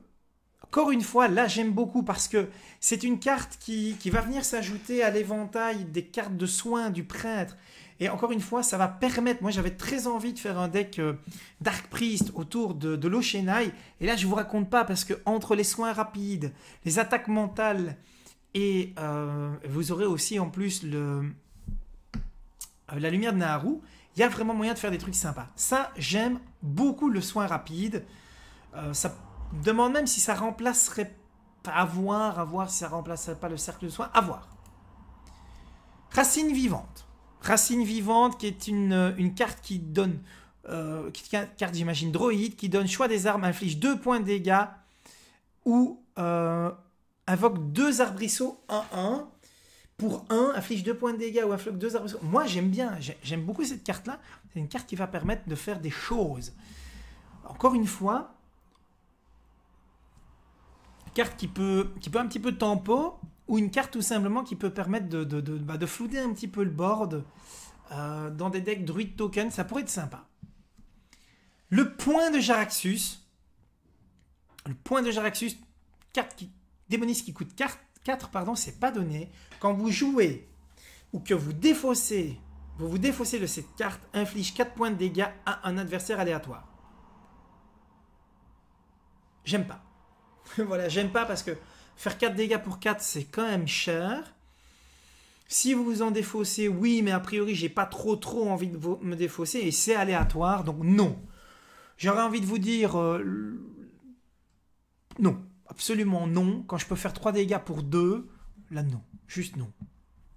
Voilà, non. Voilà, non.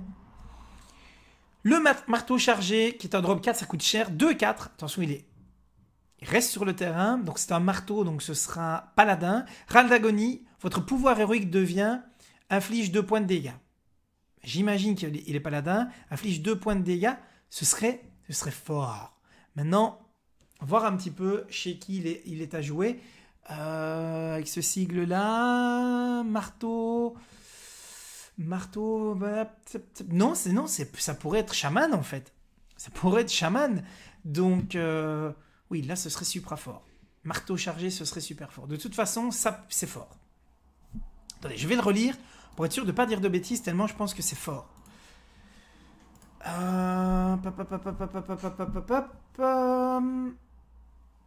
Râle d'agonie, votre pouvoir héroïque devient inflige de poids d'agonie. Il n'y a rien à relire. Moi, je trouve ça fort. Alors, petite carte à nouveau guerrier. Une 2-3 pour 2, carte dont les stats sont tout à fait acceptables. Cri de guerre, gagne plus 1 d'attaque et charge si vous avez un dragon en main. Voilà, pour les decks guerriers dragons, à voir, pourquoi pas, il faudra tenter le truc. Alors, Communion Astrale, qui est une carte qui dit gagne 10 cristaux de mana et vous défausse de votre main. C'est une carte droïde, j'imagine. Gagne 10 cristaux de mana, vous défausse de votre main. Pouah. C'est bien dans la mesure où si on joue beaucoup de gros drops, on pourra jouer ce qu'on veut après. Mais il faudra totalement comboter autour de la carte parce qu'il faudra prévoir alors de quoi repiocher. À voir, peut-être qu'un deck basé autour de la carte peut faire le boulot, mais ça risque d'être un peu combotesque. Parce que en fait, un deck peut être créable autour de cette carte, mais ça voudra dire qu'il faudra quand même se débrouiller pour que le deck reste cohérent si la carte ne sortait pas. Donc, il faudra voir un petit peu, voilà, si la carte tour 6, par exemple, qu'est-ce que vous faites? À voir. À voir. Moi, j'ai envie de dire, oula, j'ai un petit problème de réglage là, du green screen. La luminosité qui a dû changer. Ben, je vais essayer de régler ça comme un vrai en live. Alors, voilà. On ne devrait plus avoir le problème. J'espère, en tout cas. C'est le problème du green screen, hein, c'est que dès que la lumière change un petit peu, alors vous voyez, ça fait des effets. Moi, je vais rechanger un tout petit peu ça.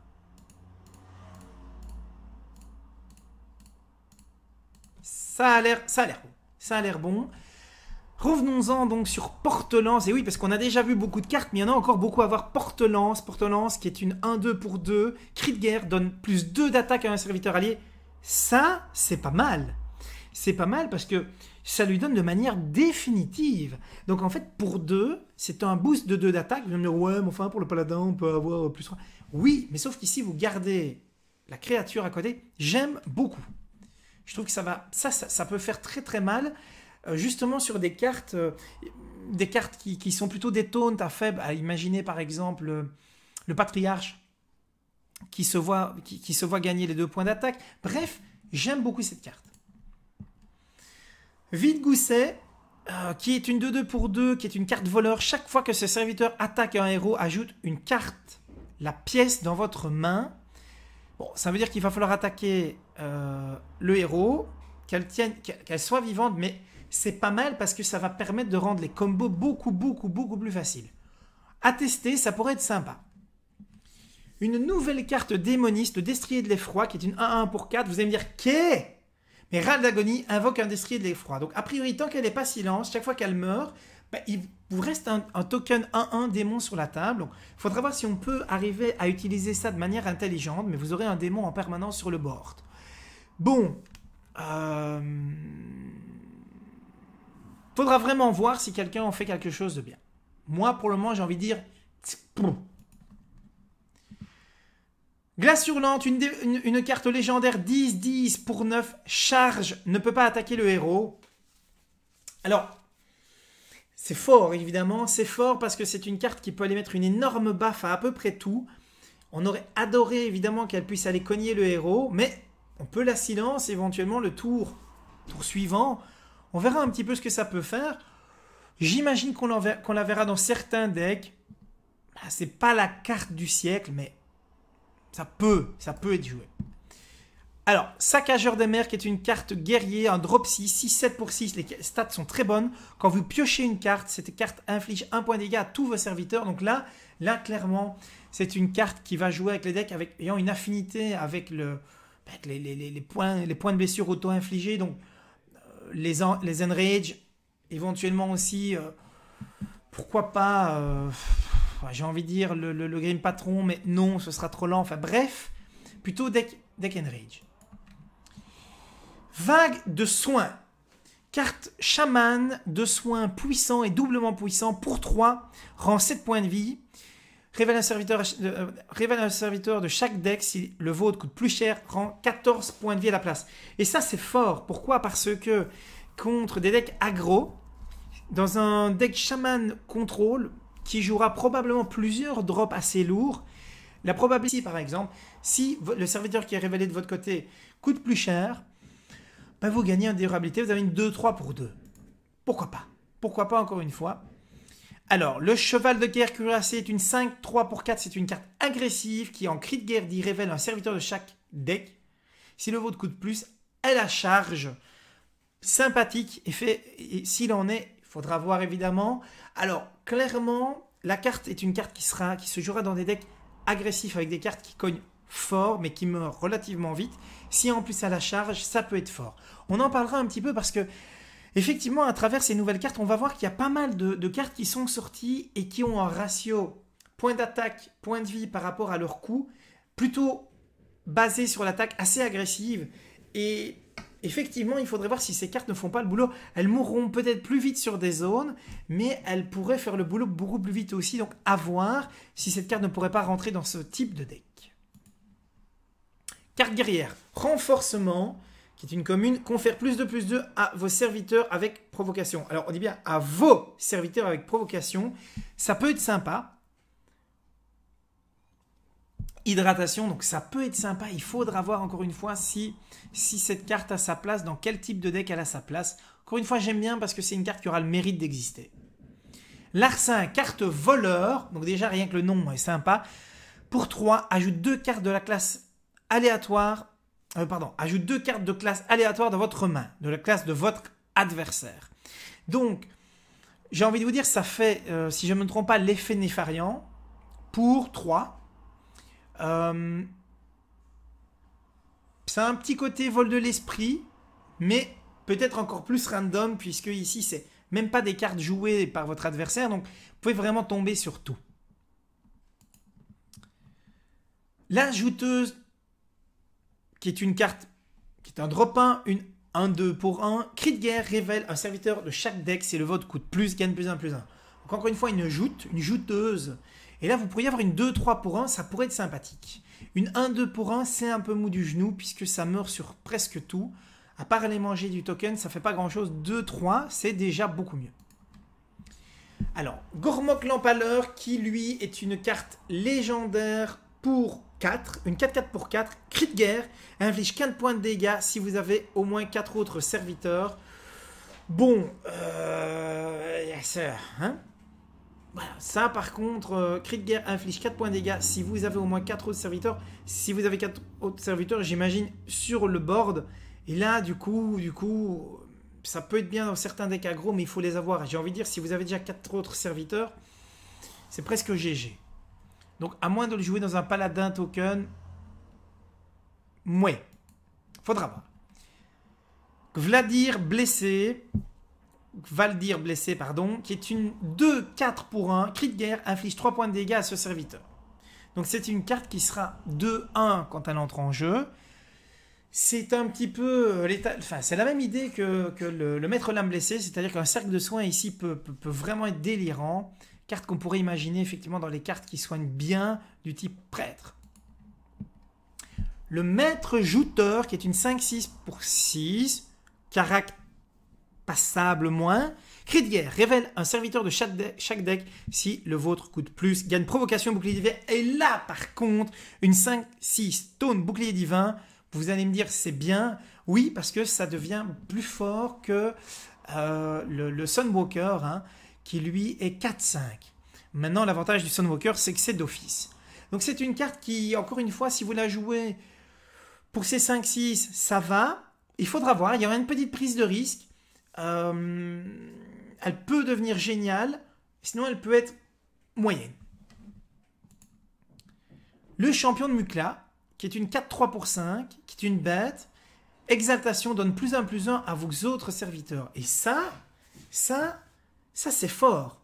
C'est fort parce que pour 7, vous posez une 4-3, vous boostez vos créatures, vos serviteurs, quels qu'ils soient, ça peut éventuellement être fort. Voilà, il faudra voir si c'est pas trop laid, mais ça pourrait être sympa. Une légendaire, le chevalier squelette. Le chevalier, non pas d'Athéna, mais le chevalier squelette, qui est une 7-4 pour 6. Alors, bon, déjà, les stats, c'est pas bien, parce que 7, ça cogne, mais ça meurt à la chasse au gros gibier, et 4 points de vie, ça meurt vite. Mais, regardons son râle d'agonie, révèle un serviteur de chaque deck, si le vôtre coûte plus, renvoie les chevaliers de votre main, donc il pourrait être rejouable. Voilà, il pourrait. Moi, j'ai envie de dire, mouais. Une carte paladin, le jouteur Rohart, qui, en 5-5 pour 5, c'est pas mal, cri de guerre, révèle un serviteur de chaque deck, si le vôtre coûte plus, rend 7 points de vie à votre héros. Carte sympa, encore une fois, qui peut éventuellement vous soigner. Alors, est-ce qu'on aimera? Est-ce que la joute va être quelque chose qui va être facilement contrôlable? Il faut voir. Vous avez quand même une 5-5, mais sans ça, elle ne fait rien d'autre. Alors, je préfère effectivement mettre d'autres drop 5 probablement. Alors, Anubakar, qui est la légendaire voleur, 8-4. Alors, 8, c'est bien, mais voilà. 4, c'est pas bien du tout. Râle d'agonie le renvoie dans votre main et invoque un hérobien 4-4. Vous savez dire que c'est une carte qui va laisser une 4-4 sur table, c'est bien. Vous allez pouvoir la rejouer, c'est bien, mais ça vous coûte un tour. Il faudra voir si ça entre dans une perspective du voleur. Puisque pour le moment, les voleurs ne jouent pas trop de gros drops. Vous ferez que ça sur le tour, il faudra un petit peu voir ce que ça va donner. Aviana, qui est la légendaire droïde, 5-5 pour 9 et là on dit what? Vos serviteurs coûtent 1 cristal. Donc là, par contre, quand on sait que le droïde a souvent des cartes qui coûtent cher, imaginez, en tour 10, vous pouvez jouer n'importe quoi à côté d'elle. Donc, à partir du moment où vous avez une 4-4 à jouer, vous êtes déjà bien, puisque de base, 9-9, c'est ce qu'on attend pour un drop 9. Ok, donc ça voudrait dire que pour 10, vous jouez une 5-5, et puis vous jouez tous les drops mid-game du droïde pour 1. Alors, je vous laisse imaginer, évidemment, si vous êtes tour 8, vous pouvez faire tour 8 innervation, vous la jouez, il vous reste 1, et vous pouvez jouer encore une carte en plus. C'est une carte qui, pour le late game, est sympa parce qu'elle peut vous redonner de la pêche si vous avez une main déjà dans laquelle il y a de la carte.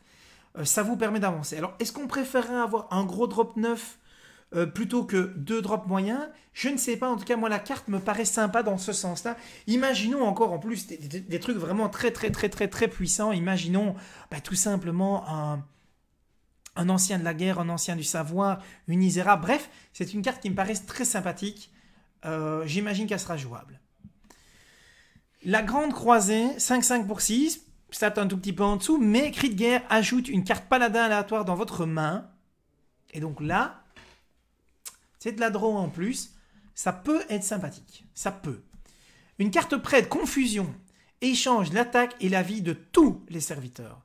Et là, il faudra voir un petit peu ce que ça peut donner. Mais ça pourrait faire des trucs sympathiques.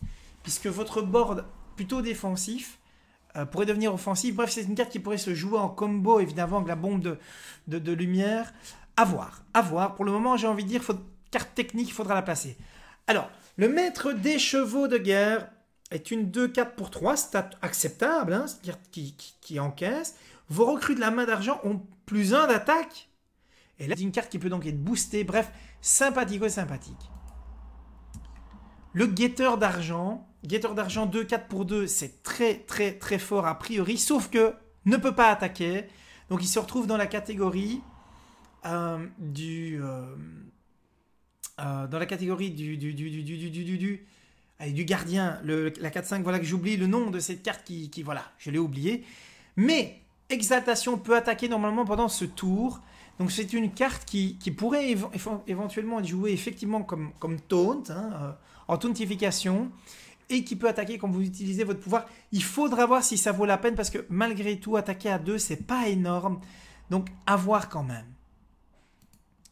Carte suivante, carte mage, une 3-4 pour 3, donc déjà les stats sont sympas. Cri de guerre, ajoute un sort aléatoire dans la main de chaque joueur.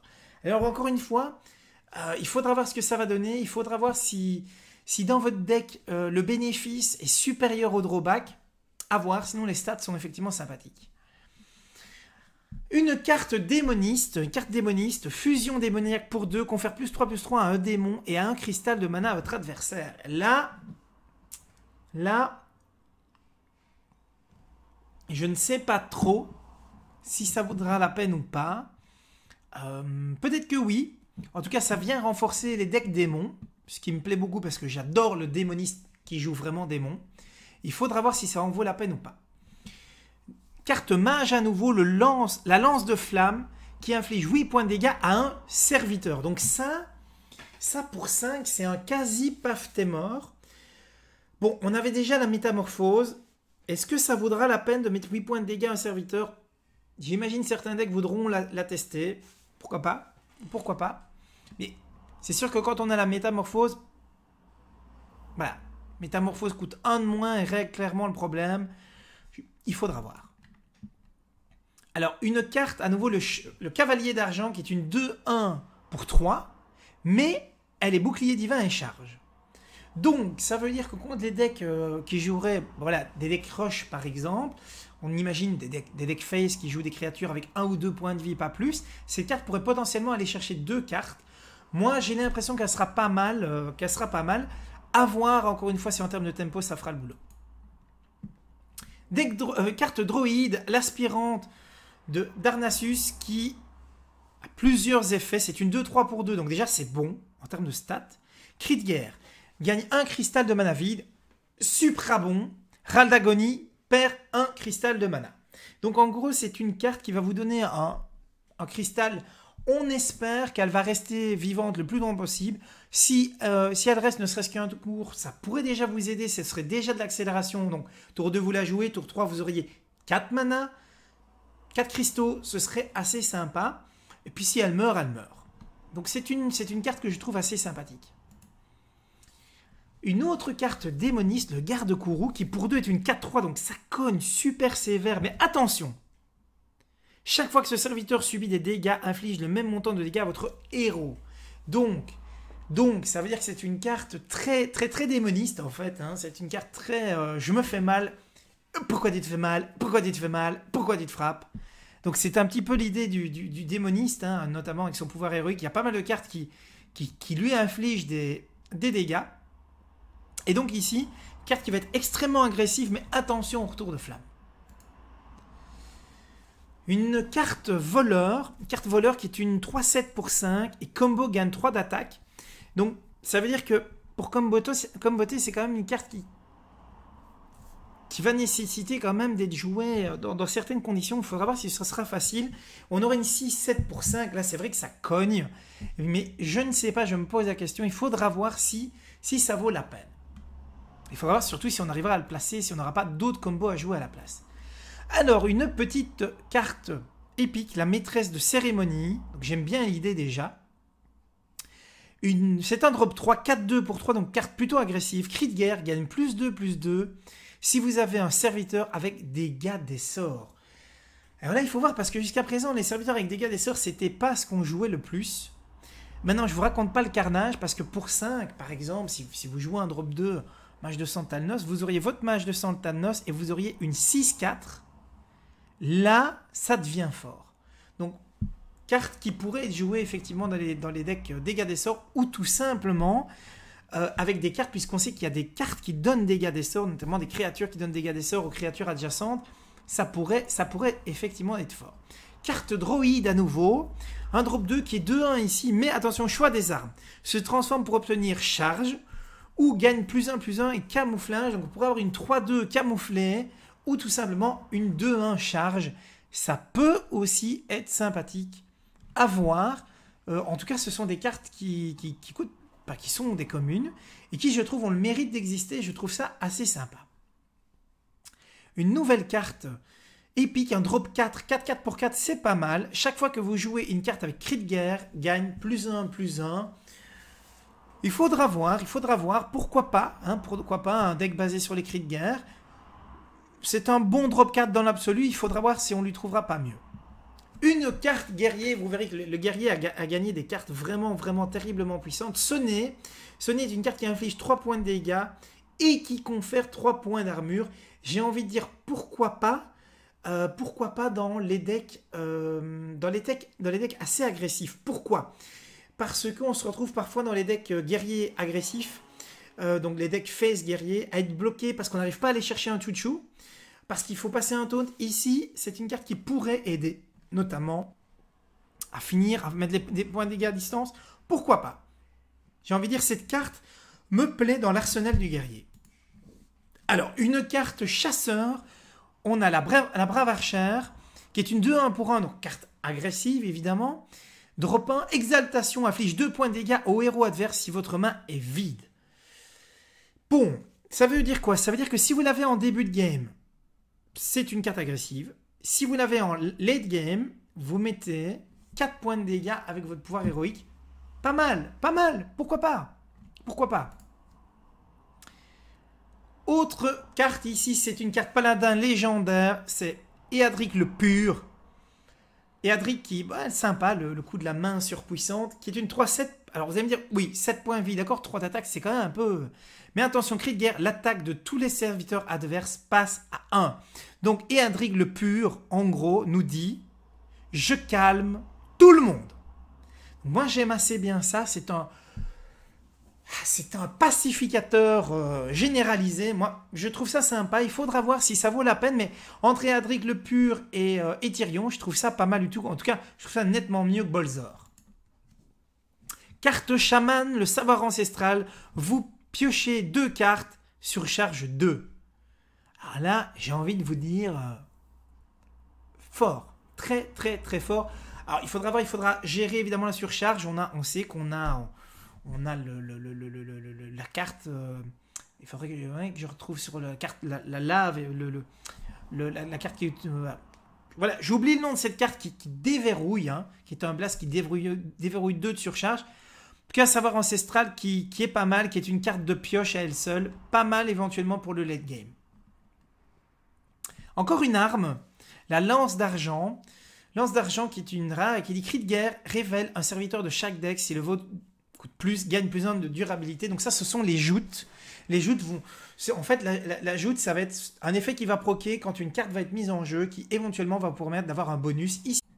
Bonjour à tous et bienvenue, vous êtes sur la chaîne de Davido David. Et aujourd'hui, j'avais envie, évidemment, comme tout le monde, de passer faire un point, un tour d'horizon sur l'ensemble des cartes de l'extension le grand tournoi, puisque ça y est, toutes les cartes ont été révélées. Donc vous savez que l'extension va sortir très prochainement. C'était de toute façon courant août. Donc certaines personnes annoncent le 24 août. Je ne sais pas pourquoi. Je ne sais pas si ça a été confirmé. En tout cas, c'est très bientôt.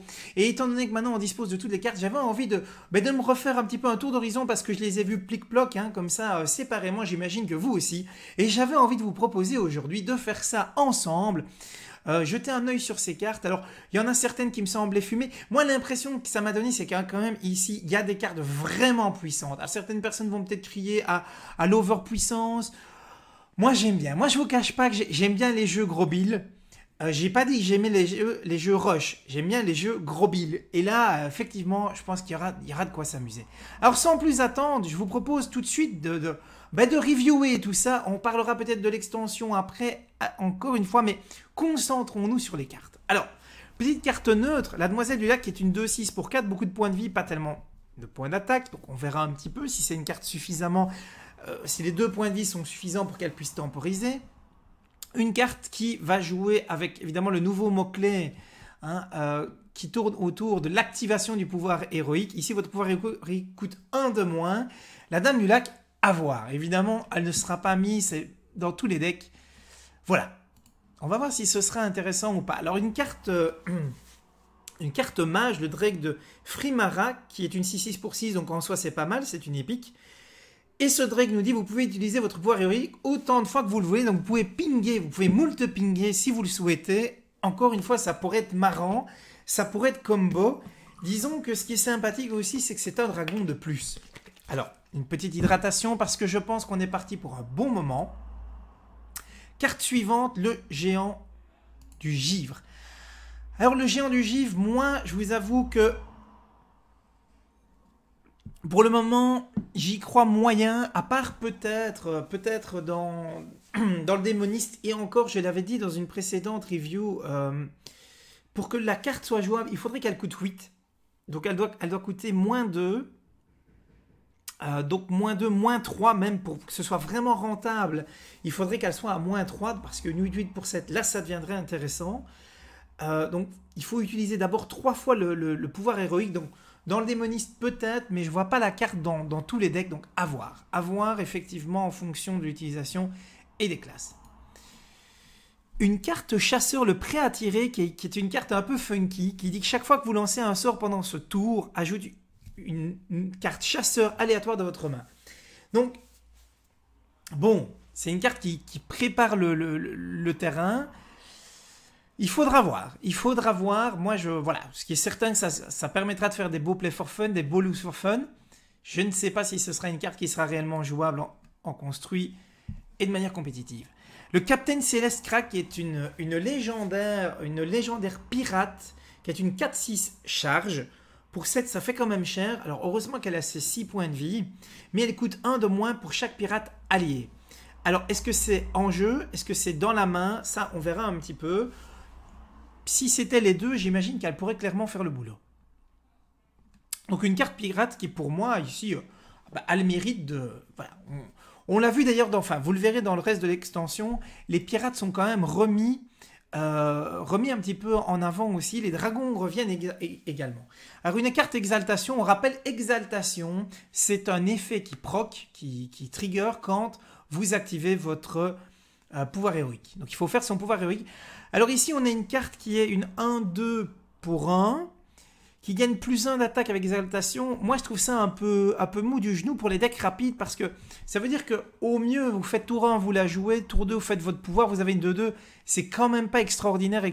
Donc le modeste écuyer pour le moment, encore une fois personnellement, je ne lui vois pas un énorme intérêt. Mais peut-être. Le champion du Nexus Sarad. Alors, c'est une légendaire qui coûte 5, donc déjà, elle fait partie des légendaires qui ne coûtent pas trop cher. Elle est 4-5 pour 5, donc stat correct, on va dire. Alors, exaltation, donc utilisez votre pouvoir, ajoute un sort aléatoire dans votre main. Alors là, pareil, ça fait partie des cartes un peu funky. Je pense pas que ce soit une carte qui sera jouée dans beaucoup de decks. Peut-être, je dis bien peut-être dans des decks... dans des decks qui jouent autour d'Atis Flamme, des choses comme ça, et dans les Play for Fun. Encore une fois, je ne vois pas cette carte comme un auto-include. Alors le chaman, vous avez pu voir que le chaman a été bien remis aussi en forme. Hein. On l'a bien boosté, on l'a survitaminé. Il faut dire que le chaman était vraiment délaissé avec le voleur. Ce qui est certain, c'est que le chaman, il va avoir de quoi s'amuser. Ici, on a une carte qui est 3-4 pour 2 sur charge 1. Golem totémique, c'est un totem, donc vous savez qu'il y a des cartes qui ont affinité totem, c'est juste énorme parce que ça permet de trade 1 à 2 cartes en early game. En aggro, c'est très fort aussi. Moi, j'ai l'impression que cette carte sera très forte.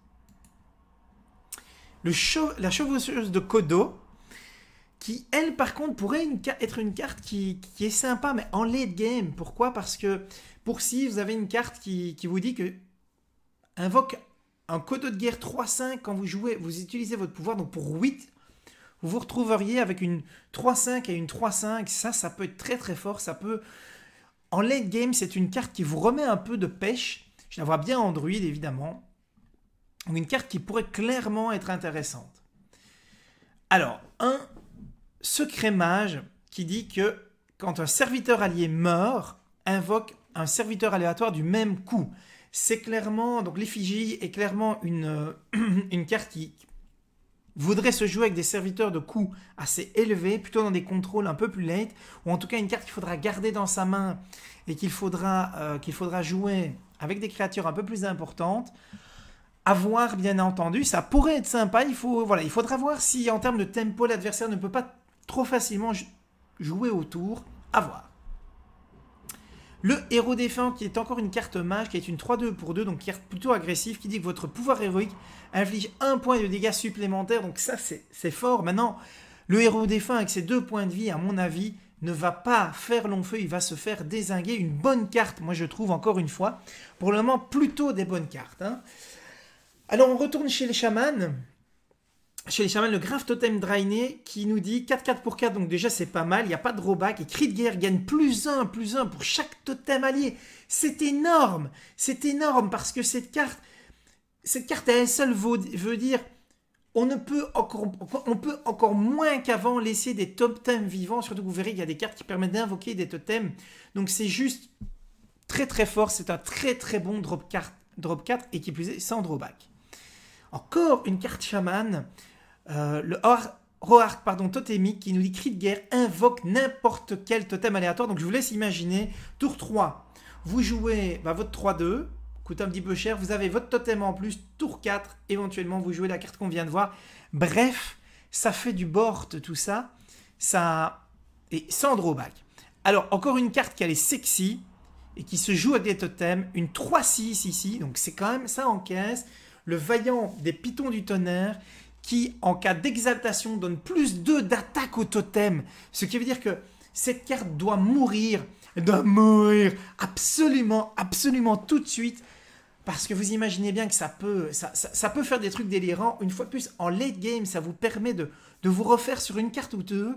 Imaginez simplement, vous pouvez vous retrouver très rapidement comme ça, tour 8, tour 9, à vous refaire un board à partir de rien. Alors une carte chasseur qui invoque 3 tisseuses 1-1 pour 6, vous allez me dire, ouais, déjà c'est une carte qui invoque 3 créatures qui sont des bêtes, et lorsque ces bêtes mourront, elles vous redonneront 3 cartes. Donc finalement, je trouve qu'elle est pas si mal cette carte. Ça peut être une carte pareille qui vous relance un petit peu chez le chasseur, à voir si on aura la place pour la mettre, mais j'ai l'impression que ça pourrait faire le boulot. La lame empoisonnée qui... j'imagine est une carte voleur, qui est une 1-3 pour 4, et qui dit votre pouvoir héroïque donne à cette arme +1 d'attaque au lieu de la remplacer. Oui, maintenant, qu'en est-il quand même de la durabilité? Parce que si c'est pour lui donner +1 d'attaque pour 2, c'est juste horrible, parce que là, ça voudrait dire, voilà, il faut voir ce qu'il en est de sa durabilité. Je veux dire, c'est le seul intérêt qu'on pourrait imaginer à la carte. Alors, une carte commune, une 3-3 pour 3, la régente de la main d'argent qui dit, en 4, donc exaltation, utilisez votre pouvoir et invoque une recrue de la main d'argent 1-1. Bon là, évidemment, c'est une carte qui peut être très très sympa, mais encore une fois, il faut jouer son pouvoir. Donc, une carte qui ne se jouera probablement pas comme ça en drop 3, mais en tout cas, ça promet des choses sympathiques. Le commandant du fief qui dit vous pouvez utiliser votre pouvoir héroïque 2 fois par tour, c'est une 2-3, donc c'est un bon drop 2 déjà, c'est une épique, et cette carte, donc, il faudra voir effectivement ce qu'elle va permettre de faire, mais on imagine des combos délirantes évidemment avec cette carte. Alors, la justicière cœur vrai, Cri de Guerre, donc elle est 6-3, non, elle encaisse pas beaucoup, mais Cri de Guerre remplace votre pouvoir héroïque de départ par un meilleur.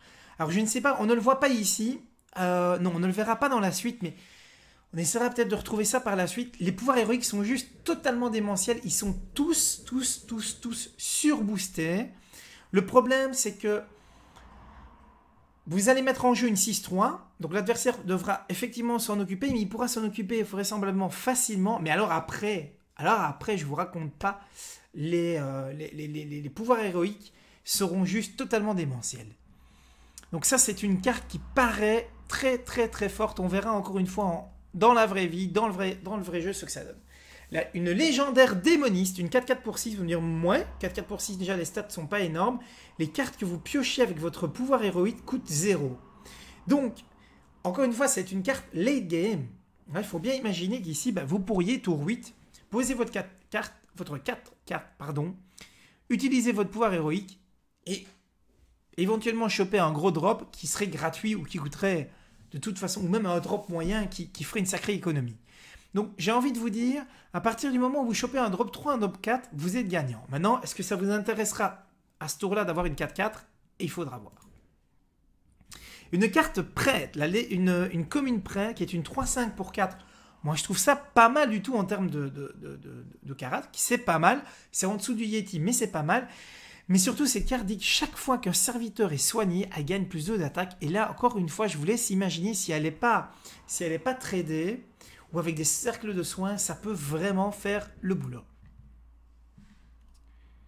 Alors, petit problème d'affichage, voilà, carte suivante qui apparaît. Donc défenseur du roi, donc une arme à nouveau. Une arme qui dit, bon, elle est 3-2 pour 2, c'est pas mal. Cri de guerre, gagne plus 1 de durabilité si vous avez un serviteur avec provocation. Donc, invitation évidemment ici à jouer des taunts. Et là, vous auriez une 3-3 pour 3, ce serait pas mal du tout. Alors, le Kraken de la mer boréale, c'est une nouvelle carte commune. Carte qui, un gros drop puisqu'elle coûte 9, est une 9-7, elle a quand même 7 points de vie. Mais ça permettra de renflouer les decks débutants qui voudraient, voilà, qui chercheraient un peu des cartes un peu plus solides. Surtout que cette carte a quand même un pouvoir, un cri de guerre sympathique. Elle affiche 4 points de dégâts quand elle vient en jeu. Donc c'est quand même une carte qui va permettre, malgré tout, de pas simplement être un gros ton, mais de pouvoir éventuellement trade. Donc j'aime beaucoup, je trouve que c'est sympathico-sympathique. Alors, une autre carte qui est 1-8. Vous allez me dire 1-8 pour 4. Étonnant. Exaltation rend 2 points de vie à votre héros. Et là, effectivement, on peut imaginer tout un tas de trucs. On peut imaginer ça, évidemment, en combo avec tout un tas de trucs pour du double heal sur du prêtre, avec du feu intérieur. Bref, des choses sympathiques qui peuvent être faites autour du médecin du tournoi. Carte qui, à mon avis, sera vue de temps en temps. Après, est-ce qu'elle fera vraiment le boulot? Je ne sais pas. Alors, encore une autre carte qui joue autour de l'exaltation, c'est le régisseur du Colisée. Le régisseur qui est une 2-5 pour 3, donc il y a des caractères très sympathiques. Exaltation renvoie ce serviteur dans votre main. Donc, là, par contre, vous n'aurez pas envie de le jouer, votre pouvoir, vous n'aurez pas envie d'utiliser votre pouvoir d'entrée de jeu. Donc, c'est une carte qui a effectivement beaucoup de points de vie, mais qu'on ne verra sans doute pas facilement jouer non plus. J'attends de voir. Alors, ici, le chevalier mécanique est une 5-5 pour 5, qui est un nouveau mecha. Mecha, donc, qui vient renflouer les decks mecha. Pas mal, j'ai envie de dire, déjà 5-5 pour 5, mais surtout en cri de guerre, il donne +1 à un mecha allié. Donc, c'est clairement un bon mecha. C'est une carte qui non seulement en est un, mais qui en plus booste les autres, donc une grande affinité mecha. C'est sympathique, c'est une commune. Une carte droïde, une bête. Donc on va voir que le droïde ici va essayer d'axer autour des bêtes. Pour le moment, soyons clairs, les decks druides bêtes, c'était bof. On va voir un peu ce que ça donne ici. Pour 4, vous avez une 5-4. C'est une carte plutôt agressive, évidemment. Exaltation donne +2 d'attaque avec votre héros pendant ce tour. Donc ça veut dire que c'est une carte, effectivement, le combattant sauvage qui va aider le héros, puisque pour si vous jouez une 5-4, vous pouvez faire votre pouvoir héroïque, et votre pouvoir héroïque, à ce moment-là, vous permet de cogner à 3. C'est pas mal, c'est une carte qu'il faudra gérer. À voir. Moi, je la trouve pas ridicule. J'attends de voir en vrai. Alors, encore une légendaire pour 3. Une légendaire rapide, 3-4 pour 3. Donc, des stats très sympas qui dit que chaque fois que vous ciblez ce serviteur avec un sort, gagne bouclier divin. Ça peut évidemment être très sympa aussi dans les classes qui voudront booster, qui voudront, en paladin, que sais-je. Il y aura moyen de faire des choses sympathiques. Lady's Play Sonde qui est aussi une 3-4 pour 3 et qui dit chaque fois que vous ciblez ce serviteur avec un sort, inflige 3 points de dégâts à un adversaire aléatoire. Là, pareil, il faudra voir un petit peu ce que ça va donner. Ce sont des légendaires sympathiques, ce sont des légendaires drop 3 qui ont des pouvoirs qui peuvent faire le boulot, à condition qu'on y joue des petits sorts ou qu'on y joue des sorts tout court. En tout cas, il faudra les cibler. Donc j'imagine que certains decks pourraient tourner autour, notamment je pense au prêtre ici. Le jongleur de flammes, encore une carte commune qui est une 2-3 pour 3, donc c'est pas mal. Cri de guerre, inflige 1 point de dégâts à un serviteur aléatoire. Bon, faudra voir ce que ça peut faire comme boulot. Contre les decks aggro, ça peut venir aider. Ça peut venir aider. J'attends de voir ce que ça donnera aussi. Alors un drop 3 qui est une 2-2 pour 3. Moi j'ai envie de dire, les stats sont moyennes, mais camouflage et bouclier divin, ça c'est très très fort parce que ça veut dire que vous allez pouvoir le garder au chaud et le sortir quand vous souhaiterez pour faire un trade éventuellement dans lequel il ne mourra pas.